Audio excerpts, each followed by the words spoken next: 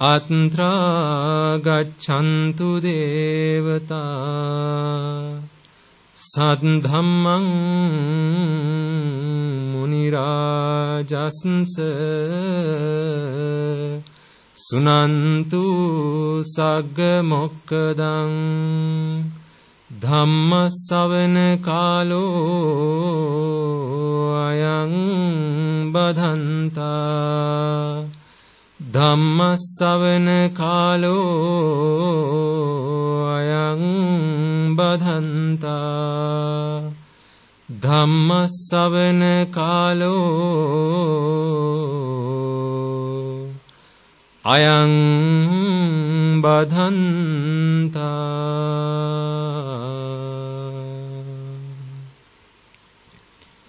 Let us also take a moment to remind ourselves that although today our lives have changed beyond recognition, beyond imagination, as you will know, we are not the same people who we used to be. Now, having used the gift of Dhamma, our lives have changed for the better. However, in this infinitely long journey in samsara, we have not had the privilege of associating the Dhamma. In fact, our associations have almost always been with ignoble people, immoral people. And these ignoble and immoral associations defiled our minds with raga, dvesha, moha, desire, aversion and delusion.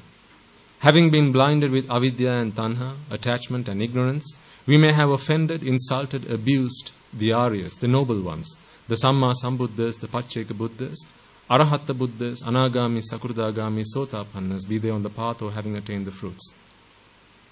For any words of abuse, any actions or even a thought of abuse that we might have directed towards them, either knowingly or unknowingly, such misdeeds may today block our path in the Dhamma, they may hinder our progress in the Dhamma. So, prior to us commencing, let us take a moment to genuinely and honestly to ourselves seek forgiveness from all those Aryas, as well as the Buddha's ministry, the Sambuddha Shasana, for any words or thoughts or actions of abuse, slander, that we may have directed towards them.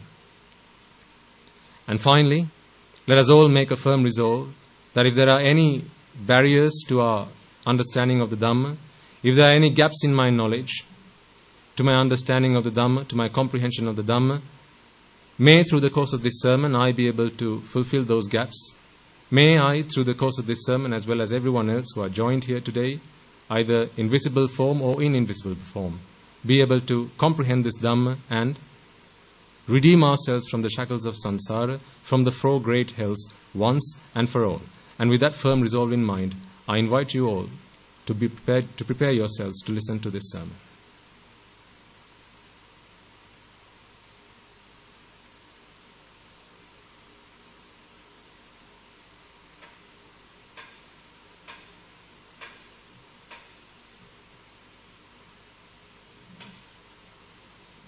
Okay.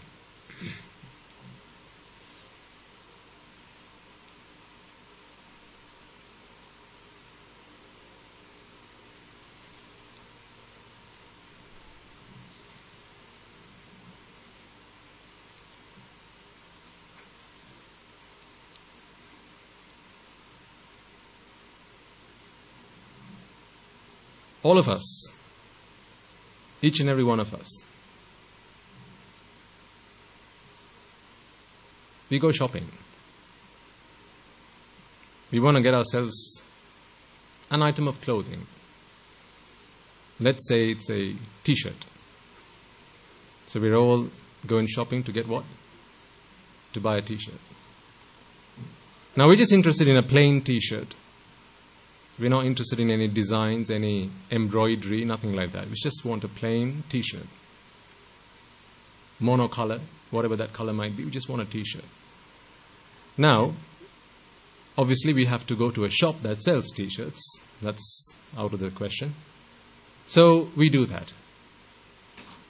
We go to a shop that sells t-shirts. Now, Buddha, what's your favorite color? Red. That was my favorite color too. What's the color that you like the least? Pink. Okay. I'm not going to ask you why. So, A couple of obvious answers, but that's great because I think I share some of that sentiments. So we've got a favorite color, and that is, what's a favorite color? Red. And what's the color that we detest? The color that we just absolutely don't want to get a t-shirt in? Pink. Okay? So in fact, I would hazard a guess that if you were to go to his house, or at least his bedroom, there'd be lots of things in red. But I doubt there'd be anything in pink. Chances are there's not going to be much that we can find that's in pink, but most of it is probably going to be in red. So anyway, we go shopping and we are interested in buying ourselves a t-shirt, and we walk into the store, and then we are meted and greeted by a salesperson. So the salesperson greets us, "Welcome, sir, madam, thank you for visiting us. How is it that I may help you today?" And then, of course, we express our requirement. What I would like to buy today is a t-shirt. Do you have t-shirts? Do you sell t-shirts? Oh, of course we do, sir. Just a moment and I'll be right back. So this shop assistant turns around and turns his or her back on us, and then they're off to the stores to grab a t-shirt. Now, just as they're about to leave us, we say, "Oh, excuse me, I forgot to mention. Can you please get me a shirt in what color?" Red. Because that is my favorite color. Could you please get me a t-shirt in red? And then he or she says, "Absolutely, sir. I'll just be a moment. I'll just be a flash."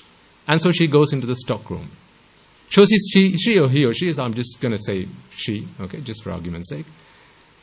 So she goes in and spends a minute and a half or so, and then she comes back into the main shop area, and then she says, "I'm really sorry to inform you, sir. We've actually run out of red t-shirts." Ah, that's a shame.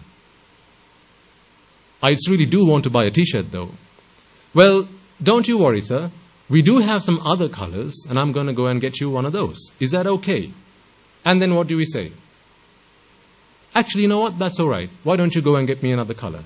And then she turns her back on us, and then she's about to leave again. At that moment, you go, "Oh, excuse me. That's great, but please do not get me what? Pink. Please do not get me a pink t-shirt." So she's off again. She goes back into the stock room. She spends another minute and a half or so, and then she comes back out.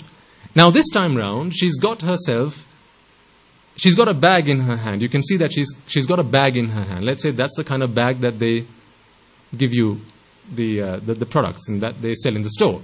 Now, the nature of this bag, though, is that it's not transparent. It's opaque, so you can't see through the bag. So you don't know what's in the bag. Okay? However, let's say that we fully trust this salesperson.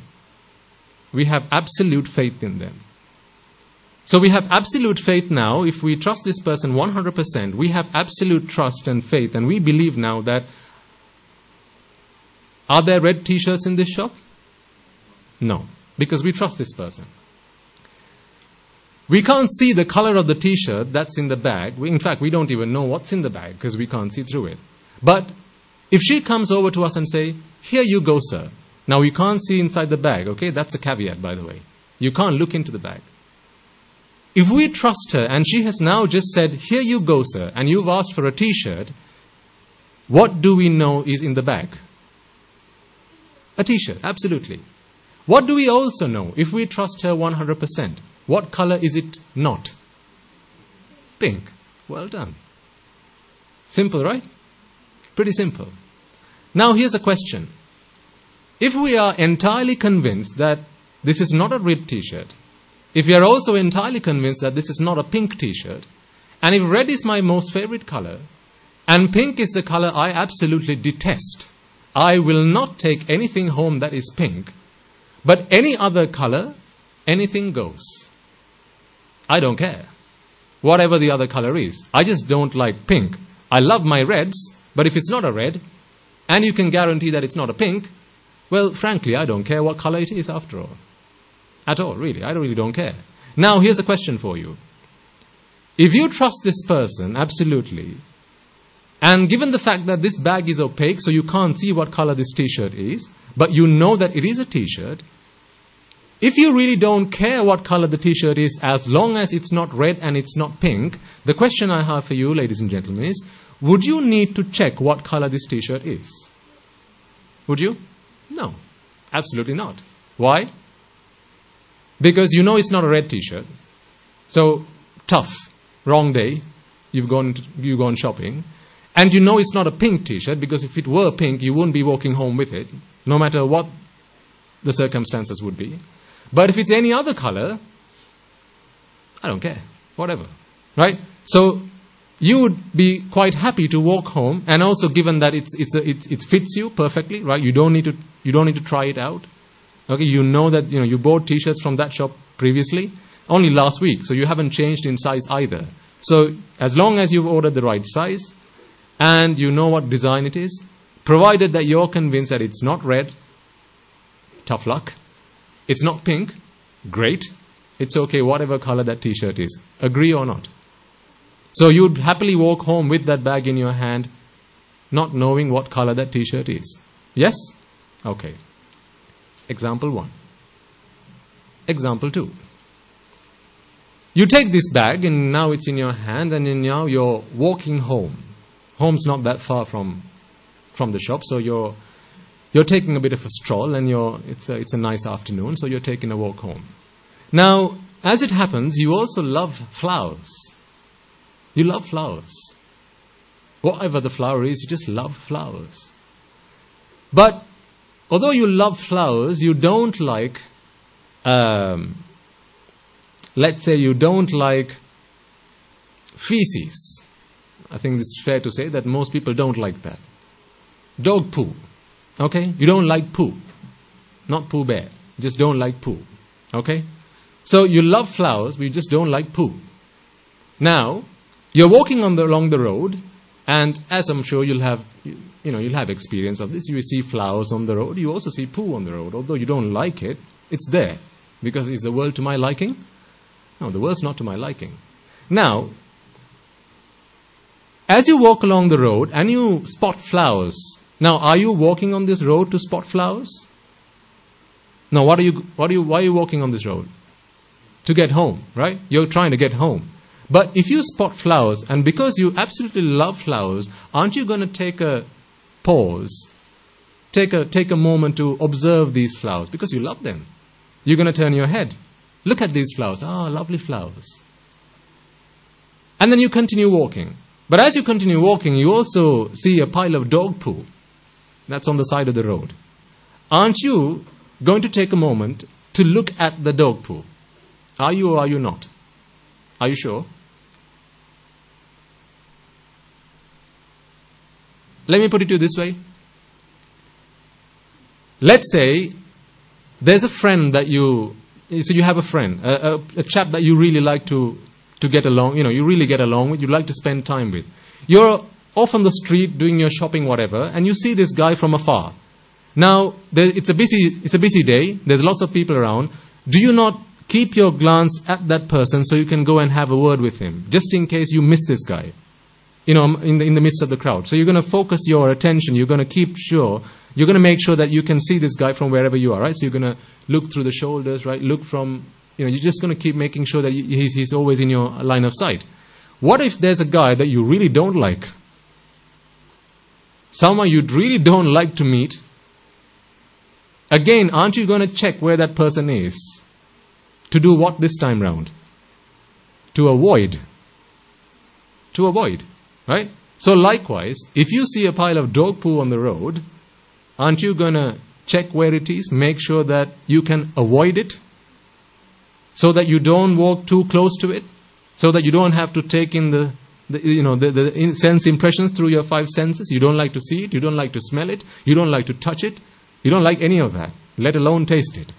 Okay? So you're going to try and avoid this as much as you possibly can. For that purpose, you're going to have to look at it. That's example 2. Now, also on this road, there are lots of other things like stones and rocks.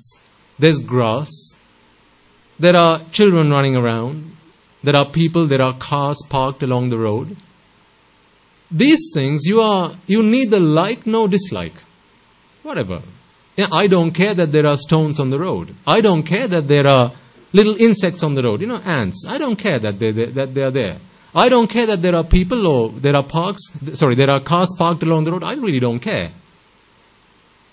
Because you really don't care, you don't stop, check, take a glance, car, hey, car. Another car, hey, car. You don't stop to observe them as such. You see them, but you don't go to look.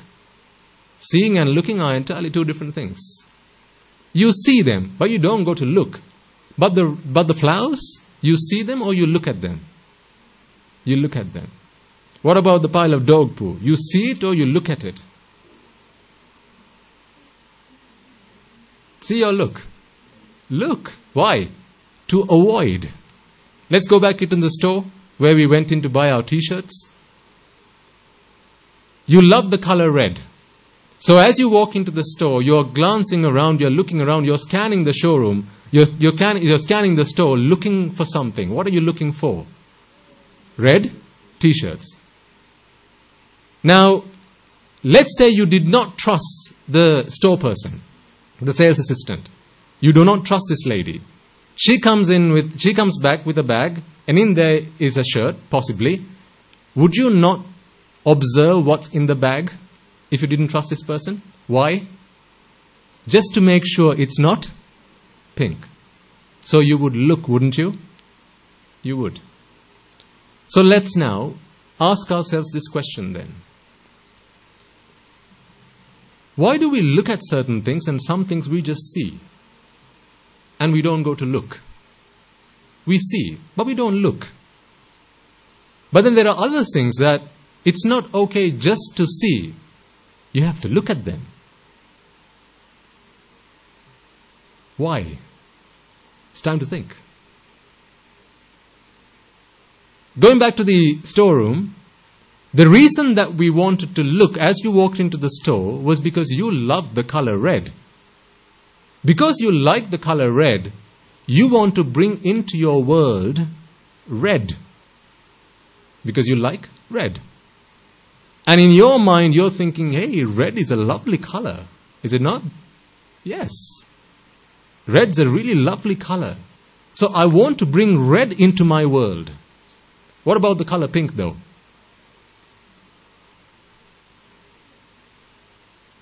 That's not a lovely color.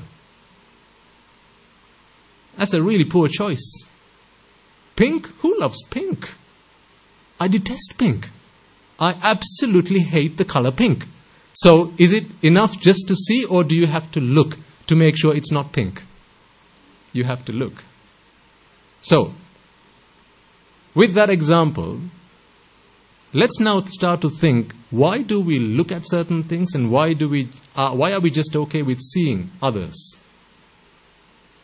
Every time we look, aren't we in the exercise of either bringing into our world the things that we love, the things that we like, the things that we are attached to, or avoiding the things that we don't like, avoiding the things that we dislike, avoiding the things that we detest, we hate?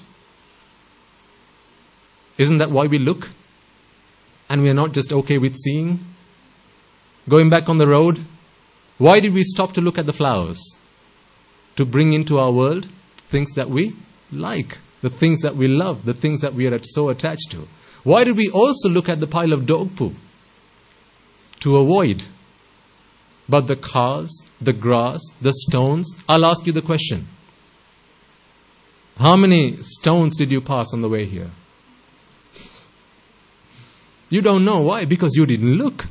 You saw them, didn't you? But you didn't look. How many trees did you see on the way here? You don't know. But let's say you're a bird watcher. And you love watching birds. You love watching, I don't know. Anyone a bird watcher? Okay, let's say you love watching peacocks. That's a hobby. Now, as you set out on your way here, would you not be checking the roads? Are there any peacocks that I can see on the way? I remember when we used to drive towards Trinco and those areas, you used to look out through the window watching peacocks, just looking for peacocks. I love peacocks. So the things that I love, the things that I like, I look at so I can bring them into my world. Other things, everything else really, I'm just okay with seeing them. I don't need to look at them. So what are these things then that we like to look at? It's the things that bring us pleasure. Or at least, so we think.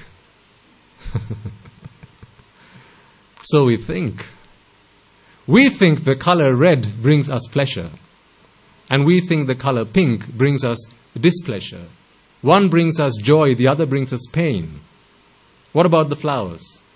Flowers bring us joy, flowers bring us happiness and pleasure. But what about piles of dog poo? No, we don't like that. It doesn't bring us pleasure, it brings us displeasure. So we try to avoid looking at them. Everything else, whatever. Show them if you have to, I'll see them. I'm not really fussed. I'm not particularly fussed if I see them or not. Right? Agree with me so far? Okay. Now let me ask you the question. Does the color red have pleasure within it? The color red, does it have, is an attribute of the color red pleasure? No. What about the color pink? Does it have displeasure as an attribute of it? Is that a quality of the color pink? Displeasure? Okay, what about stones? Or rather, flowers? Is pleasure, is beauty an attribute or a characteristic of flowers? Is it? There's a question. I have flowers at home. People are thinking, I have a flower bed at home. I'm a horticulturist and I spend a lot of time attending to my flower beds. So surely flowers bring pleasure then. Do they? Okay, what about piles of dog poo? Is displeasure, distastefulness, unpleasantness an attribute, a characteristic of dog poo? Is it? No. So then let's ask ourselves the question then, why do we look at things and not just happy with seeing things? Because we believe our view is such that the outside world brings us pleasure. The outside world, there are things in the outside world that brings us pleasure. There are things in the outside world that brings us displeasure. Or that steals our pleasure, that takes away my pleasure. So I have to avoid them at any cost. Things that bring me pleasure, I have to bring them into my world at any cost. Things that take away my pleasure, I have to avoid them at any cost. Isn't this why we look? Let me give another example. Now you all have a tongue, don't you? Well, we all have a tongue. What's your favorite food? Oh, I know that. Pizza. What's the food that you don't really like to eat, but your mother forces you to eat? Yes, I knew that. I saw that coming. You're just like our Podiswami Mahansis at the temple. Mallum. We don't like that. Now, let's think for a moment, what do our tongues do? Yes, our tongues help us talk. Put that to a side. We're not talking about being able to talk. What else do our tongues do? Our tongues taste. It tastes whatever we put into our mouths. Now, the strange thing is though, certain things that it tastes, it's ever so eager to pull them inwards, down to the stomach. And yet there are other things that it's ever so keen to push out. No, you're not coming in. No, absolutely not. Except when the mother sat behind saying, eat it, or I will beat you. You will eat that if that's the last thing you do today. Mallum. Because now you're not prepared to experience the physical pain. So, let's imagine we didn't have a tongue. Let's imagine we didn't have a need to talk. So, let's put talk into a side. That's not what we are interested in right now. Let's imagine we didn't have a tongue. Pizza and Mallum, wouldn't they both go in at the same speed? Without a fuss? Would we be particularly interested in taking in one versus the other? Would we be interested in spitting out the other and taking in one if we didn't have a tongue? No, let's say, for instance, they both have the same amount of nutriment. The same nutriments, right? We're not interested in that either. We're not talking about how much carbohydrates got bad fats and cholesterol, none of that stuff. I'm just saying, taste. If we weren't able to taste the food that we were taking in, and we didn't have taste that we like and taste that we didn't like, anything goes, right? Anything goes. What about the ear? Why do we turn our heads and point our ears in certain directions and then cover our ears when we hear other things? Because there are things that we like and things that we don't like. Because we believe that pleasure exists in the sights, the sounds, the smells, the tastes and the touch that we experience. As well as the dhammas as well. The dhammas that we can sense through our mind, the mind faculty. So these 6 inputs that come from the outside world, we believe, for as long as we believe that pleasure is a characteristic, is an attribute of that object in the outside world, what are we going to have to do? Use our eyes to look. Seeing is not enough. You got to look. Because if there are things that bring us pleasure, then there is always going to be things that take away our pleasure. Right? Because it's 2 sides of the same coin. When there are things that bring you pleasure, there'll always be things that take away the pleasure. But is pleasure an attribute or a characteristic of the color red? No. Is it an attribute of the color pink? No. So as a matter of fact, does red bring you any more pleasure than the color pink? How much pleasure does red bring us? None. The red color, does it bring us pleasure? No. So how much pleasure does it bring compared to pink? None. How much does pink bring us compared to purple? How much pleasure does it bring us? None. What about the color brown? How much pleasure does that bring us compared to red? Still none. Because the color does not bring us pleasure.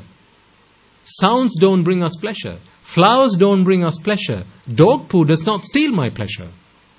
Because pleasure is not something that is a part of the outside object. However, what does our view, our distorted view tell us? Our distorted perception tell us? Our distorted consciousness tells us? Viparita ditti, viparita sanya, viparita chitta. What do they tell us?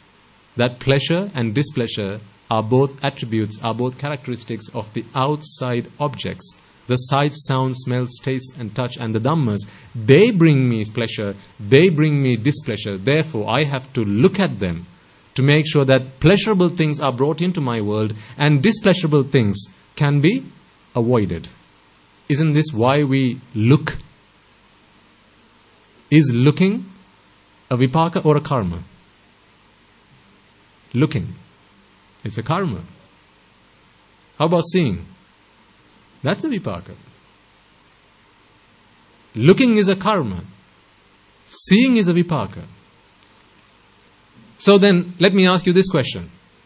Why do we do karmas now? So we're connecting the dots, and then we'll see the final picture after you join the dots. Why do we do karma then? To bring pleasure into our world and to avoid displeasure. To take away the things, to throw away the things from our world that we believe take away my pleasure. So we have to avoid them as much as we possibly can. This is why we do karma. But vipaka? Anything goes. Anything goes. Now, when we come to the complete understanding, perfect understanding that actually red is no different to pink, pink is no different to brown, brown's no different to purple. None of the colors in the rainbow actually bring me any amount of pleasure or take away my pleasure, because pleasure is not an attribute or a characteristic of the color. do you any longer have to turn your eyes, do karma, to look at colors? Will you be doing that? Will you? No. What about sounds? When you understand, when you have perfected the knowledge that pleasure is not something that exists in the sound, displeasure is also not something that exists in the sound, will you need to turn your head, to point your ear in that direction, to listen to particular sounds and avoid others? Will you have to listen, or will you be just happy with hearing? Listen to me. Is that a karma or a vipaka? That's a karma. Can you hear what I'm saying? That's a vipaka. Can you hear me? That's a vipaka. Are you listening to me? That's a karma. Looking and seeing, listening and hearing. Karma and vipaka. Now, unfortunately, for the other senses, the words are the same. There's no word in English, as far as I know, for smelling. You can smell something and you can smell something. Right? There's no word for karma and vipaka. I don't think they're two different words. Well, there's touching and feeling, I suppose. What about tasting? Again, it's the same, I think. I don't think there are two words for the karma and the vipaka. They're the same. You can taste something and, you can taste something. But thankfully, when it comes to sight, when it comes to listening, now you have two words, as well as touch, I suppose. You can look at things, you can see things. You can hear things, and you can listen to things, and you can hear things. You can touch things, and you can feel things. So there's karma and there's vipaka. However, once we come to the understanding that pleasure is not something that is an attribute or a characteristic of the outside of world, do we from that point forward do karma? Do we? Now, why don't Arihatun Vahanses do karma? What knowledge have they perfected? That pleasure does not exist in the outside world. Displeasure is not a characteristic of the outside world. They have perfected that knowledge.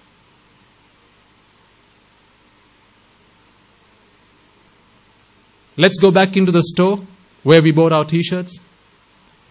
When we knew that it wasn't red and we knew that it wasn't pink, if we were convinced of that because we trusted the salesperson, we no longer needed to open the bag and observe what color the shirt was, the t-shirt was.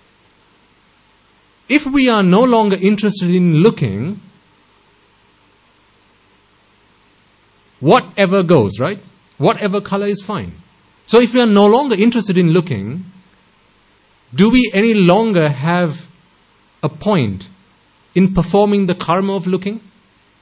Because if whatever is okay, then do you need to look again? No. If that is the case, do you need the organ, the eyes, that help you look? Will you need it?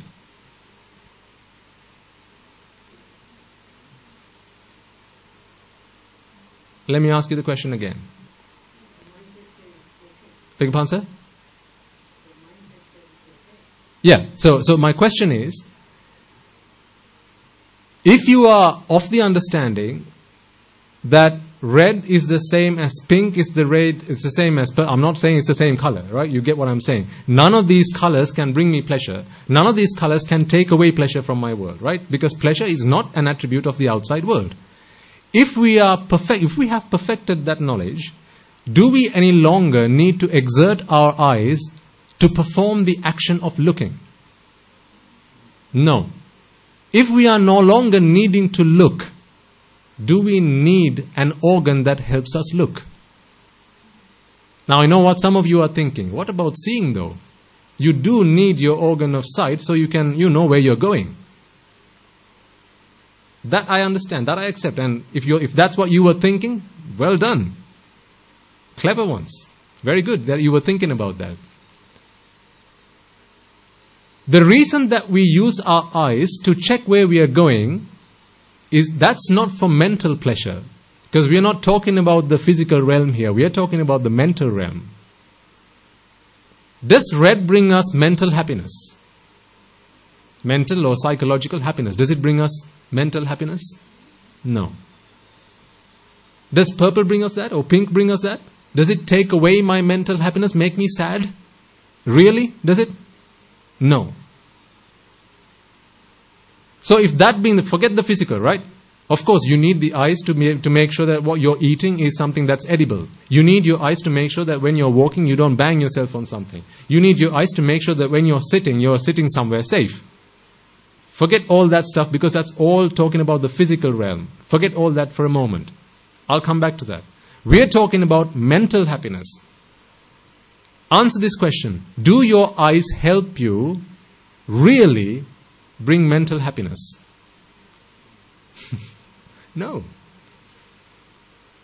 Do your ears help you bring real, true mental happiness? But then what is this happiness that we object? Don't you love looking at flowers? Don't you look at piles of dog poo so you can avoid it? Yes, we do. So why do we use our eyes for that? Because we believe that pleasure exists in the outside world. This is our view, this is our belief, this is our understanding, as well as displeasure is a characteristic of the outside world objects. So some objects in this world we have to exert energy to bring into our world. This is what we use our senses for. And other objects in this world we have to exert our senses to avoid them, push them away, remove them from our world. All of that is karma. But if we are talking simply about the mental realm, none of these rupas. Red never brought me mental happiness. Pink never took away my happiness. But what did? Attachment and the vexation that arose the moment we were attached to it. And then relief from vexation. That is what we experienced as pleasure. So is pleasure then a function of the outside world or a function of the inside world? It's a function of the inside world. If you were to draw a graph, pleasure on one axis, colors on the other axis, this has to be a scientific method, a scientific experiment, okay? We're doing a scientific experiment where we are plotting pleasure on, let's say, the y-axis, and then on the x-axis we have colors. We have red, we have pink, we have blue, grey, orange, and so on and so forth. Now I ask you to plot this graph. And you have zero attachment. So you are an arahant. And I'm asking you to plot this graph. Please, go ahead and plot this graph whereby you jot on this graph the colors that bring you pleasure. And then on the negative axis, you plot on this graph the colors that bring you displeasure. Is this something that you can actually do? Will you be able to do what I'm asking you to do? You'll be like, what did you just ask me to do? Sorry? Sorry, I don't get it. What did I ask you to do? Plot on this graph, on the positive axis, the colors that bring you pleasure. Because on the x-axis we have all the various colors. On the y-axis you have pleasure. So 0 to, let's say, 100, and then 0 to minus 100 on the downward axis. And this axis is pleasure. So increase in pleasure and decrease in pleasure. And you are an arahant. You have zero attachment, zero ignorance. Will you be able to do what I've just asked you to do? No. Why? Because pleasure is not a function of the color. You can only plot a graph if the two variables that you use are dependent variables. Perform a function in producing the result of that graph. Let's say fire, for instance. On one axis you have oxygen. On the other axis you have, let's say, the temperature. Or let's say the size of the fire. The size of the flame. Okay? The more oxygen you put in, the more the flame's going to grow. Because oxygen is a factor, it's a determining factor of the size of the flame, of the size of the fire. But what about color and pleasure? Can you plot that graph? No, you can't plot that graph. So if you can't plot that graph then once we have come to the understanding that pleasure is not something that is part of the color, do we any longer need eyes to help us find that pleasure? Because right now, what do we use our eyes for? An organ for? Pleasure. Isn't your eyes an organ to find pleasure? Is it not a pleasure organ? What about the ears? Is it not an organ that we use to seek pleasure? What about the tongue? What about the sense of smell? If you think about the things that you do on a regular day, right? On an average day, how many times do you use your eyes to really just get about versus the times you use your eyes to seek pleasure? Which beats the other? You use your eyes mostly to do what? Seek pleasure. But can the eyes give you pleasure? No. Because the eyes what can the eyes only do? Bring an imprint of the colors that exist in the outside world. Now, is happiness, is pleasure a function of the color? Does pleasure exist in the color? No. So if the eyes can only do nothing other than bring in color through that organ, what good is the eye in bringing us pleasure? Zero. I'm talking about real happiness. I'm not talking about the pleasure that arises when you attach and then, relief from... Not that. I'm talking about real happiness. Real happiness. Can the eye really be treated as a pleasure organ then? Or at least a happiness producing organ? No. So can the eye bring us happiness? What about the ear? Can it bring us happiness? No. What about the nose? What about the tongue? Can it bring us happiness? No. Why? Because all these organs can do is bring in sights, sounds, smells, tastes from the outside world. Now, does happiness exist in sights, sounds, smells and tastes? Well, if they don't exist in the outside world, what good is it in bringing them into the inside world if they don't have the stuff that we're looking for in them?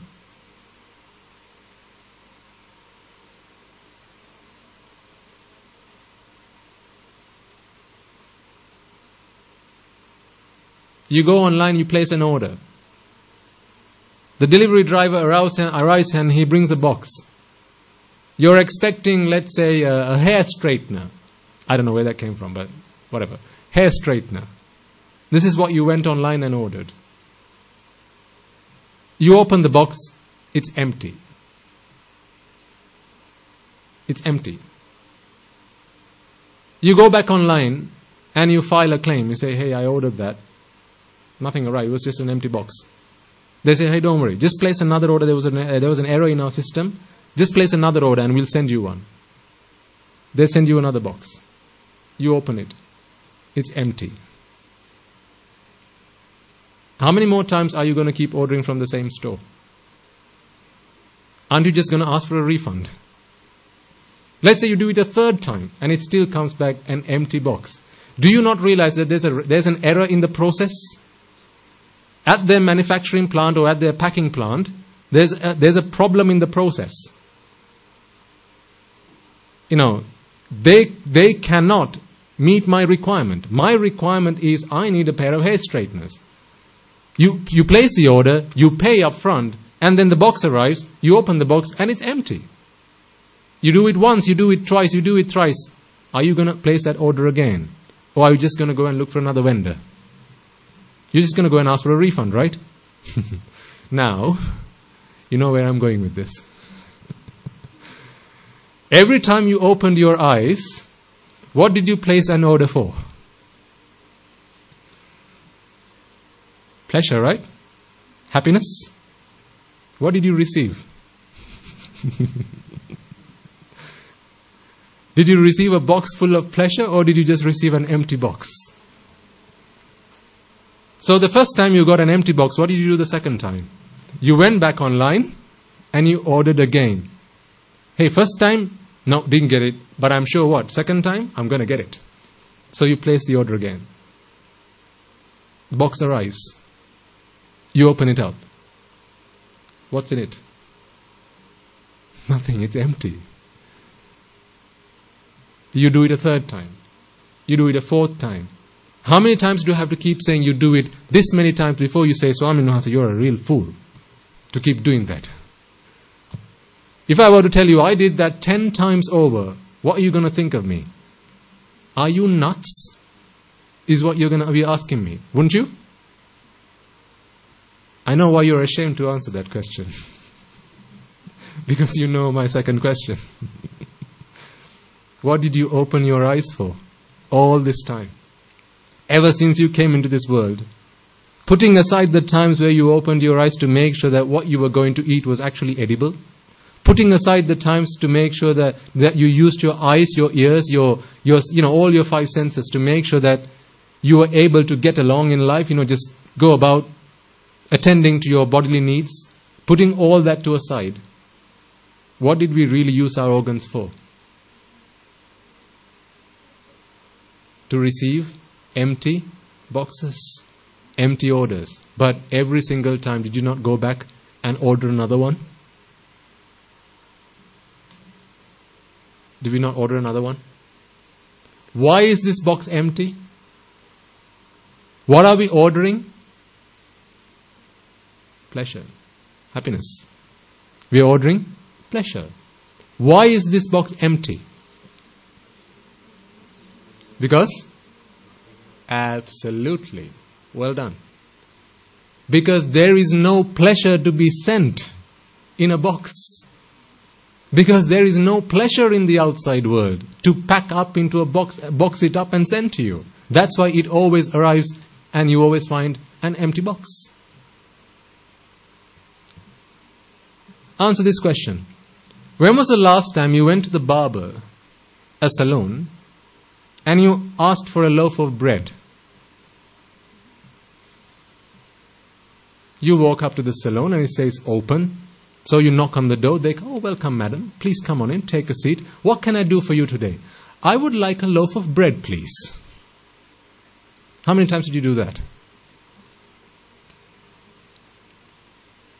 And what are they going to say? Sorry, you want what? I'd like a loaf of bread, please. Sorry, madam, we don't do bread. We are a salon. Yeah, I don't care. I just want bread. No, madam, I don't think you get the point. This is a salon. We can give you a facial. We can cut your hair. We can beautify you. We can do your pedicure, a manicure. We can do all that stuff. We don't sell bread here. I don't care. I need bread. How many times did you find yourself doing that? Aren't you going to get kicked out of this shop? Aren't they going to be ringing up the mental hospital and ask you to come and take you? So now you know where I'm going with this. Does pleasure exist in the sights? In the rupa? Does pleasure exist in sounds? Shabda? Does pleasure exist in smells? Gandha? Does pleasure exist in taste? Rasa? Does pleasure exist in sensations? Touch? I'm not talking about the physical. Put that all to aside. We are only talking about the mental realm here. I mean, yes, you rub your hand on something that feels pleasurable. That is true, I agree with that. But that's just the physical. Don't you attach yourself to that mentally as well? I mean, you can rub yourself on a piece of cloth. Why do you have to go and rub yourself on somebody else? That's all mental, is it not? Because touch is touch. It's the same receptors that are being stimulated as you rub your own hand on the other hand. So why do you need your partner to come and rub your hand? What, different kind of skin? Isn't that all mental? That's all mental. So if you never walked into a barber's, if you never went into a salon and ordered bread, why did you go up to Rupa and say, hey, make me happy? Give me pleasure. Do they serve pleasure? Does pleasure exist in the Rupa, in the Shabda, in the Gandha, Rasa and Sparsha? In the sight, sound, smells and taste and touch? Does pleasure exist in them? So if we walk up to them and say, hey, give me pleasure, is that not akin to going into a barber's, into a salon and asking, hey, can you give me a loaf of bread? Isn't that madness? If it did exist, that's okay. But do they have pleasure to give you? Do they have what you're asking for? Sight, sound, smell, taste and touch, do they have what you're asking for? If they don't have what you're asking for, can they give it to you? So why keep asking then?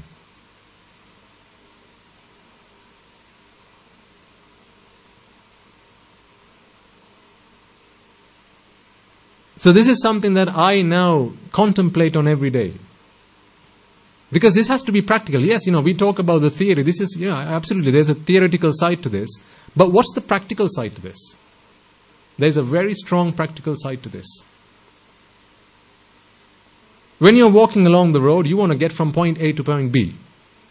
Let's say you're driving your car. Remember, I think a couple of weeks ago, I gave you a challenge. As a passenger in a car, I asked you to do something. Did you try it out? Do you remember what it was? Do you remember what it was? As a passenger in the rear seat, as you're being driven, don't look outside the windows, just look at the seat in front of you throughout the journey. See if that's something that you can bear. See if you're going to be okay with that. If you forgot to do that week when I asked you to, well, I've reminded you now. Try it out this week. Forget the week, just your journey home. Look, just stare at the seat in front of you. I mean, isn't that still Rupa? Isn't that a Rupa? Are Rupas only only outside your window? Or isn't your seat a Rupa as well? That's a Rupa. But we find it so difficult to keep staring at the seat in front of us. We are so inclined to keep turning our heads, looking outside this window, looking outside that window, looking outside the windscreen. Why? Why do we always look? Remember, looking versus seeing. So why do we look? You should know the answer now. Because we believe that pleasure exists in the outside world. Does it though? So every time you look now, here's a question you can ask yourself. Why have I just walked into a salon and asked for a loaf of bread? Won't you feel ridiculous about yourself? I mean, that's an example I came with. You can come up with a different one. Let's say you go into a car showroom and you ask for half a kilo of carrots. Come up with whatever you can come up with. Oh, let's say you're a musician. You love your music. You love to play the flute. You like the sound that comes from a flute. If you love the sound of the flute, is there any good in trying to get that sound by playing a piano? What about a violin? Or a harmonica? Are you going to get the same sound? Well, looking at Rupa, expecting to find pleasure in it, isn't that the same as playing a piano and expecting to hear the sound of a flute? Why can the piano not give you that sound? Because it doesn't have it. That's not the sound that it makes. So, all Rupas in this entire world, in this entire universe, is there any Rupa in this entire universe that really has happiness within it? It's just waiting to give you happiness? All you have to do is look at it. Are there Rupas like that? No, because happiness, pleasure does not exist in the outside world. But yes, I agree, we do experience happiness. We do experience this pleasure. And where does that come from then? Absolutely. When you have an attachment towards something, you attach yourself to something, now you start this feeling of vexation, kicks off. Believe me. Now you're suffering. Who created this suffering? Yourself. You created your own suffering. Now you go and look at the sight and say, hey, that just relieved me from my suffering. But what really happened? What were you attached to? That object. So now you got to see the object. Now you feel that happiness was provided to me, given to me, gifted to me by the outside object. But really what happened? You were attached to it. Now then you started to suffer. Now you have experienced relief from suffering. That is what we experience as pleasure. Aren't we but fools to think that pleasure exists in the outside world? Now, isn't this a really practical thing to do then? As you go about your day-to-day work, your day-to-day business, walking along the road, let's say you go shopping. To get to the shop, all you need is to make sure that you're safe. You have to make sure that there are no cars, there's no traffic, or you're going to jump into traffic. You don't need to do any of that. And also you have to make sure that there are no piles of dog poo that you go and step on, right? But everything else, why do you need to look at a bed of flowers if what you're doing is on your way to go shopping? Now, I said I'll come back to the physical realm as well, just to be fair. Fair and square. Sights can, sounds can, smells and tastes and touch. Well, particularly touch, more than sights. Or rather, let me put it this way. Rupa, Shabda, Gandha, Rasa, Sparsha, they can relieve you from pain. Not the mental pain though. They can relieve you from physical pain. How so? You're feeling hungry. What do you eat? Food. What is food if not the aggregation of sights and sounds and smells and tastes and touch? Again, it's Apo, Tejo, Vayo, Patavi. It's not the sight of the food that relieved you from your physical pain. It's the food itself. It was something solid. So that's why I said, particularly touch, more so than the sights and sounds and smells and so on. But let's say there's a fire at home. How are you going to know there's a fire at home? You're going to touch it? No. You're going to smell it. That's the first thing you're going to sense. You're going to sense smell because there's going to be smoke. Then you're going to go sniffing around, where's the fire? Now you're going to see the fire. Now you're going to start running towards or away from the fire. Hopefully away from the fire. So isn't sight and sound helpful in that situation? To relieve you from which pain now? Physical, mental or physical? Physical. Because if your body got burned, is that a mental pain or physical pain? That's physical pain. So don't sights and sounds and smells and taste. Okay, let's take taste for example. You've been served something. Have you not experienced times when you just put something into your mouth and you taste it's foul and you then spit it out immediately? That's gone bad. Don't eat that putta.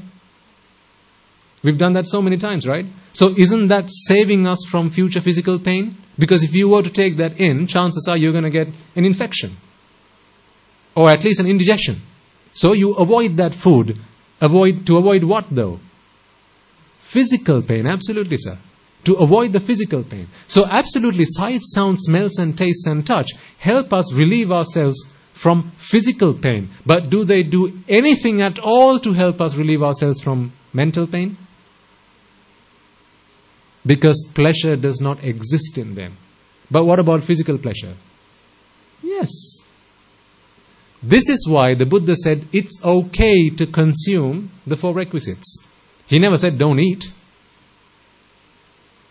What else can sate your hunger if not for food? Isn't food something that exists in the outside world? So is it fair to say, hey, we've got no interaction with the outside world, I've got nothing to do with the outside world? Is that fair to say?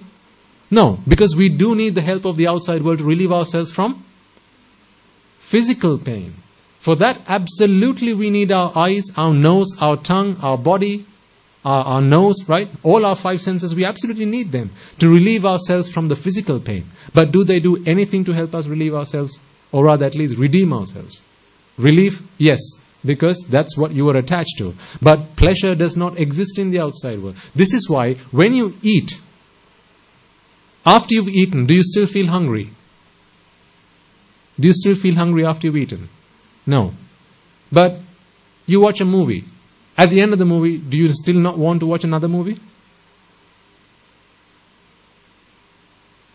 So did it treat the problem? No. But didn't food treat the problem? Yes. What about medicine? You're ill. You take a tablet. Now, you're feeling better. So did it not fix the problem? It fixed the problem. But you want to listen to a song, some music that you like. You listen to it once. At the end of that song, do you not want to rewind and listen to it again?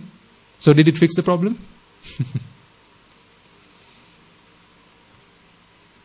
So do sight, sound, smell, taste and touch fix the mental problem? Does it? Do they? Why? Because they don't have what it takes to fix it. That's why. If they don't have what it is that you seek, why do we keep going and asking for it? That's like what? Going into a salon and asking for a loaf of bread. How many times should you ask for a loaf of bread before you get one? You're going to get one in the face, not a loaf of bread, if you keep asking enough times. So you see, this is something now that you can practice. Let's say you need to brush. It's early morning and it's time to get ready for work, get ready for school. So what do? You go into the bathroom and now you have to have some toothpaste. It's time to brush. And now you're brushing away. Now, of course, toothpaste has a particular kind of taste. Now, how helpful is this taste in cleaning your teeth? So why do you go and pick the toothpaste when you go shopping for toothpaste at the supermarket? No, that one I don't like the taste of. Oh, menthol? Oh, I like that one. Mint? That I like. Why do you avoid some toothpaste and you go for the others? I'm not talking about, the cleansing power of the toothpaste or the fluorides or whatnot. I'm not talking about that. I'm talking, some people pick their toothpaste based on what? Taste. Some people pick their toothpaste based on what? What it looks. Why do you think toothpaste has been made? There are some toothpaste that glitter. Why? It glitters so much, you take it on a toothbrush, you can see yourself in it.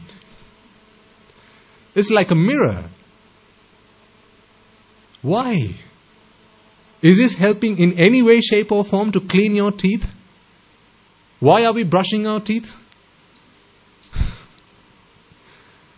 Now think the same about your wardrobes. If it's nudity that you want to cover, what are the only types of clothes that help you do that? What are the other types of clothes that don't help you do that? What kind of design must the shirt or the frock or the sari have so that it can cover your nudity? What design must it be?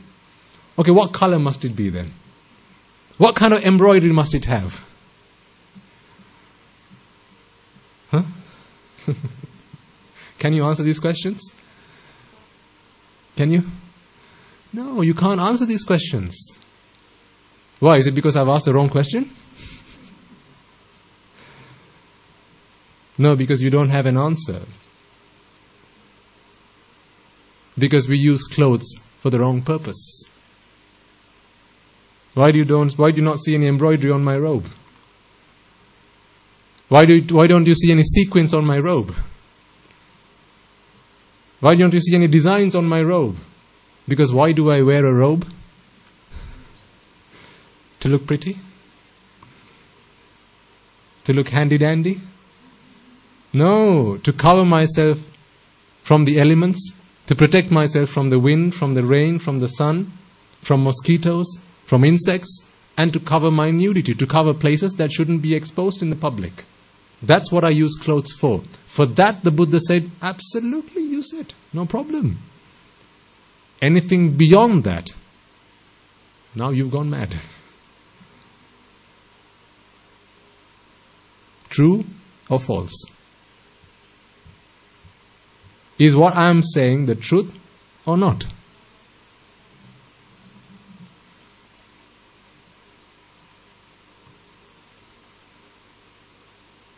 What about hair on the head? What does hair do? It helps protect your scalp, right? It helps protect your head from the sun, and perhaps from the rain. What cut must you have so that it protects you from the sun? Okay, what color must it be? By the way, I'm not insulting anybody. Okay, please don't take it as an insult. I just want us to have an intelligent conversation. This is simply an intelligent conversation. What color must the hair be so that it serves its real purpose, its true purpose? Can't grey hair serve the purpose of protecting your scalp? So why must we color it then? Again, absolutely no insult. Please don't take it that way. This is a conversation. This is a discussion for intelligent people, not for fools. If all of a sudden you think, how dare he insult me? And I thought I look so pretty in this color. This is not an insult. This is just something for us to think about. I mean, some people dye their hair grey so that they look elderly, so they look mature. Some people do that. So what color must it be so that hair serves its purpose? What color must skin be so it serves its purpose? Some people go through procedures to change the complexion of their skin. What shape must your body be so that it serves its purpose? Men and women, you all know, right? People go through procedures to change the shape of their bodies. Why? Is that serving a physical problem or a mental problem? It's serving a mental problem. But does it have the fix for the problem? See? Aren't we but fools if we try to seek happiness in doing that, in going through that course of action? That's berserk. That's madness. That's entire foolishness. But the thing is, when you fall into association with ignoble and immoral people, they give this view into our heads. They plant this seed in our minds. Hey, sights, they make you happy. Makes me happy. So it ought to make you happy. Go look. Don't just be happy with seeing. Do what? Look. Don't just be happy with hearing. Do what? Listen. Don't just be happy with feeling. Go and do what? Touch. And then all of a sudden you are tempted to touch. There's a song, right? I remember from my old days. All of a sudden you are tempted to look. All of a sudden you are tempted to listen. All of a sudden you are tempted to touch. To use these organs to perform karma. In the hope that it makes you happy. In the hope that it's going to bring you pleasure. But isn't this process fundamentally flawed? Fundamentally flawed. You are not going to you're not going to find a modicum of happiness by following this process. So is it not time we put a stop to that process then? This is why I say, ladies and gentlemen, this is a very practical process. So when you walk, it's not just a case of, I'm walking now, hey, left foot forward, right foot forward, march, left foot forward, right foot forward, march. That's not what you ought to be doing really.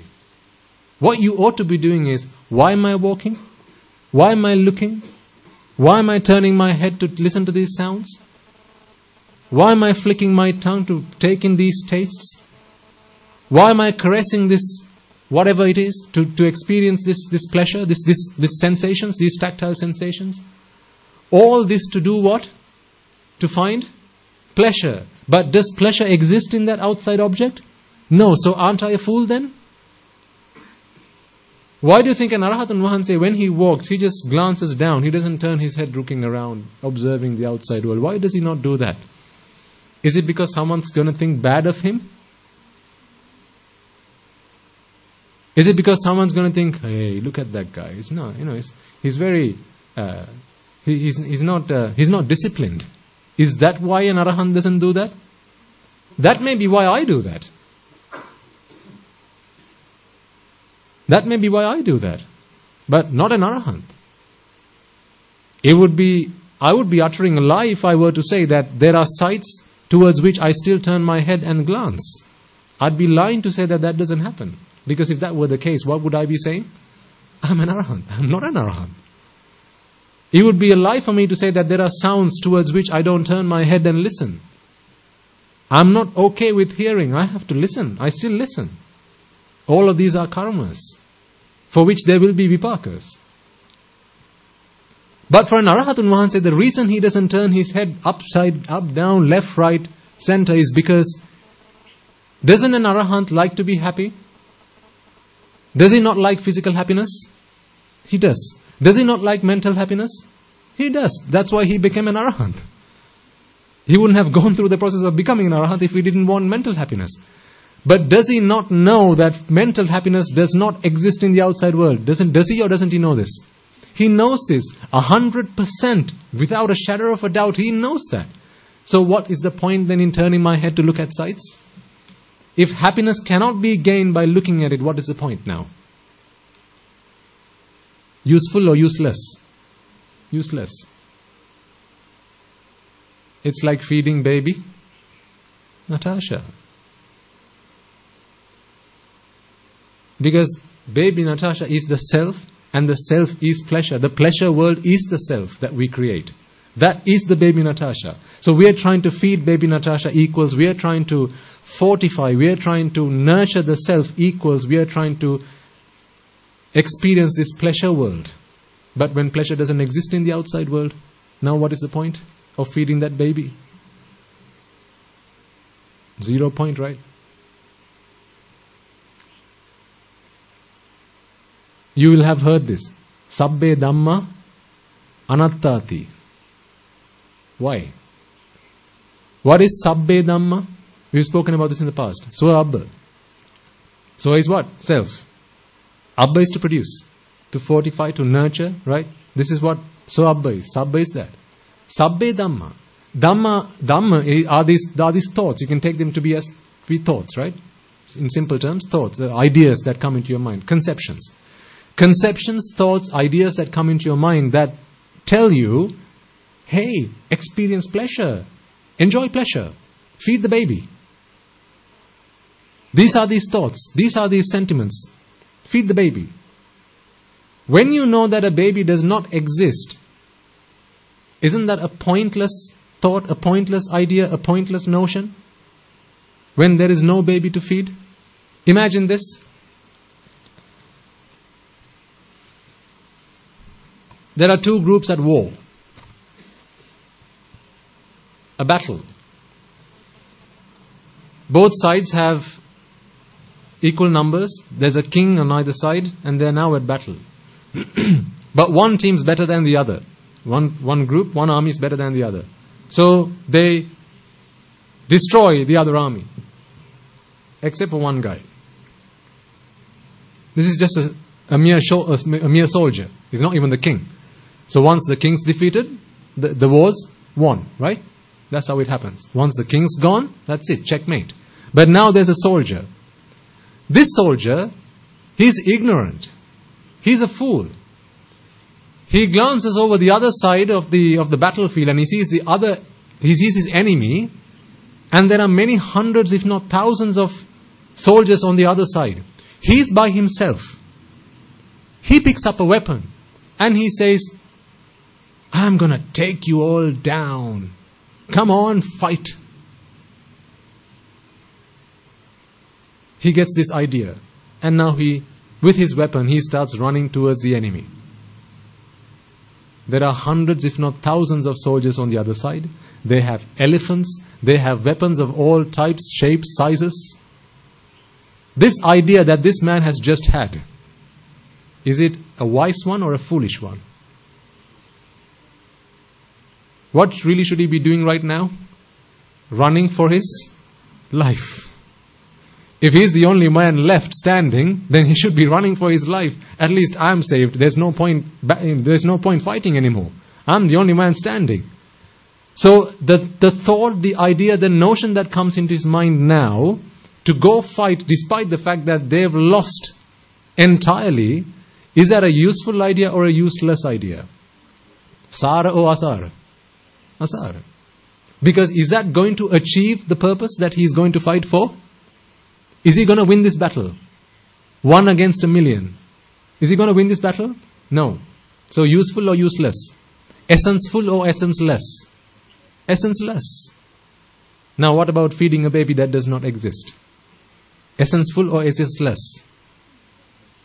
How about going into a salon and asking for a loaf of bread? Essence-full or essence-less? Meaningful or meaningless? Well, then I ask you again, ladies and gentlemen, why do you open your eyes, look at sights, and then say, make me happy? Why then do you listen to sounds, songs, call it songs if you like? Make me happy, radio, FM. Why are you so busy tuning your radio stations? Why are you so busy tuning your televisions, trying to catch the right TV channels? Why are you doing all these karmas? Because you think that pleasure exists in the outside world. How many hours of TV will you have to watch before you will be satisfied? How many hours of computer games will you have to play, Buddha, before you will be satisfied? Does happiness exist in a computer game? See? So it's time to think then. This has to be practical. So the next time you open your eyes, here's what you have to do. This is Indriya Bhavana. This is Indriya Bhavana. This is the contemplation of the faculties. What do I have this faculty of sight for? Don't sights help me? Sights do help us relieve from pain. True or false? Which pain though? Physical. So you open your eye in the hope of relieving yourself from physical pain. Meaningful or meaningless? Meaningful. You open your eye to relieve yourself from mental pain. Meaningful or meaningless? Meaningless. Now every time you open your eyes, is this not something that you can contemplate on? Is this not something you can reflect on? Every time you turn your ear towards something, every time you serve yourself some food, you walk up to the fridge. Remember what I said? You are after a glass of water. You're thirsty, you need a drink of water. You walk up to your fridge, the fridge opens, now you see a box of chocolates. What did you walk up to the fridge for? But where does your arm reach and touch? What does it reach out for? The box of chocolates. Why? What are you in what belief are you in right now? Happiness exists in the box of chocolates. Pleasure exists in the box of chocolates. For as long as you are in that view, for as long as you are in that belief, that distorted view, that distorted perception, that distorted consciousness, sentiment, you are forever going to be doing karma in the hope of trying to achieve pleasure from a world in which pleasure does not exist. Aren't we all doomed? I mean, seriously, think about this. You know, if we weren't aware of this, for someone who has no knowledge of this, think about this, everything we do. I mean, like I said, think about the last 24 hours you spent. would it not be fair for me to say that 80% of the time in the last 24 hours, you would have spent using your sense organs to find mental happiness, in seeking mental happiness? Is it unfair for me to suggest that? 80%, let's put 20%. Okay, let's put 30. I'll be even more fair. Let's put 50. I'll give you 50. 50% of the last 24 hours, so a complete 12 hours, you used your 5 senses.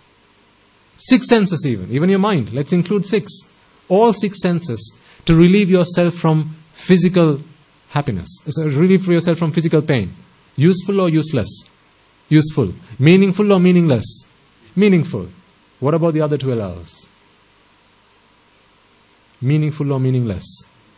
Meaningless. Where's that 12 hours ticking away from? Absolutely. Incredibly valuable, extremely rare human life. Incredibly valuable, extremely rare life in the blissful plane, where you have the only chance to come out of your distorted view, to come out of the distorted perceptions, to come out of the distorted sentiments, and come to true understanding that these 12 hours that I'm spending is absolutely a waste of time. But what if we spend those 12 hours just whiling it away, trying to seek mental happiness? When that mental happiness cannot be found, isn't that 12 hours a waste of time? How many 12 hours have you wasted by now? How old are you?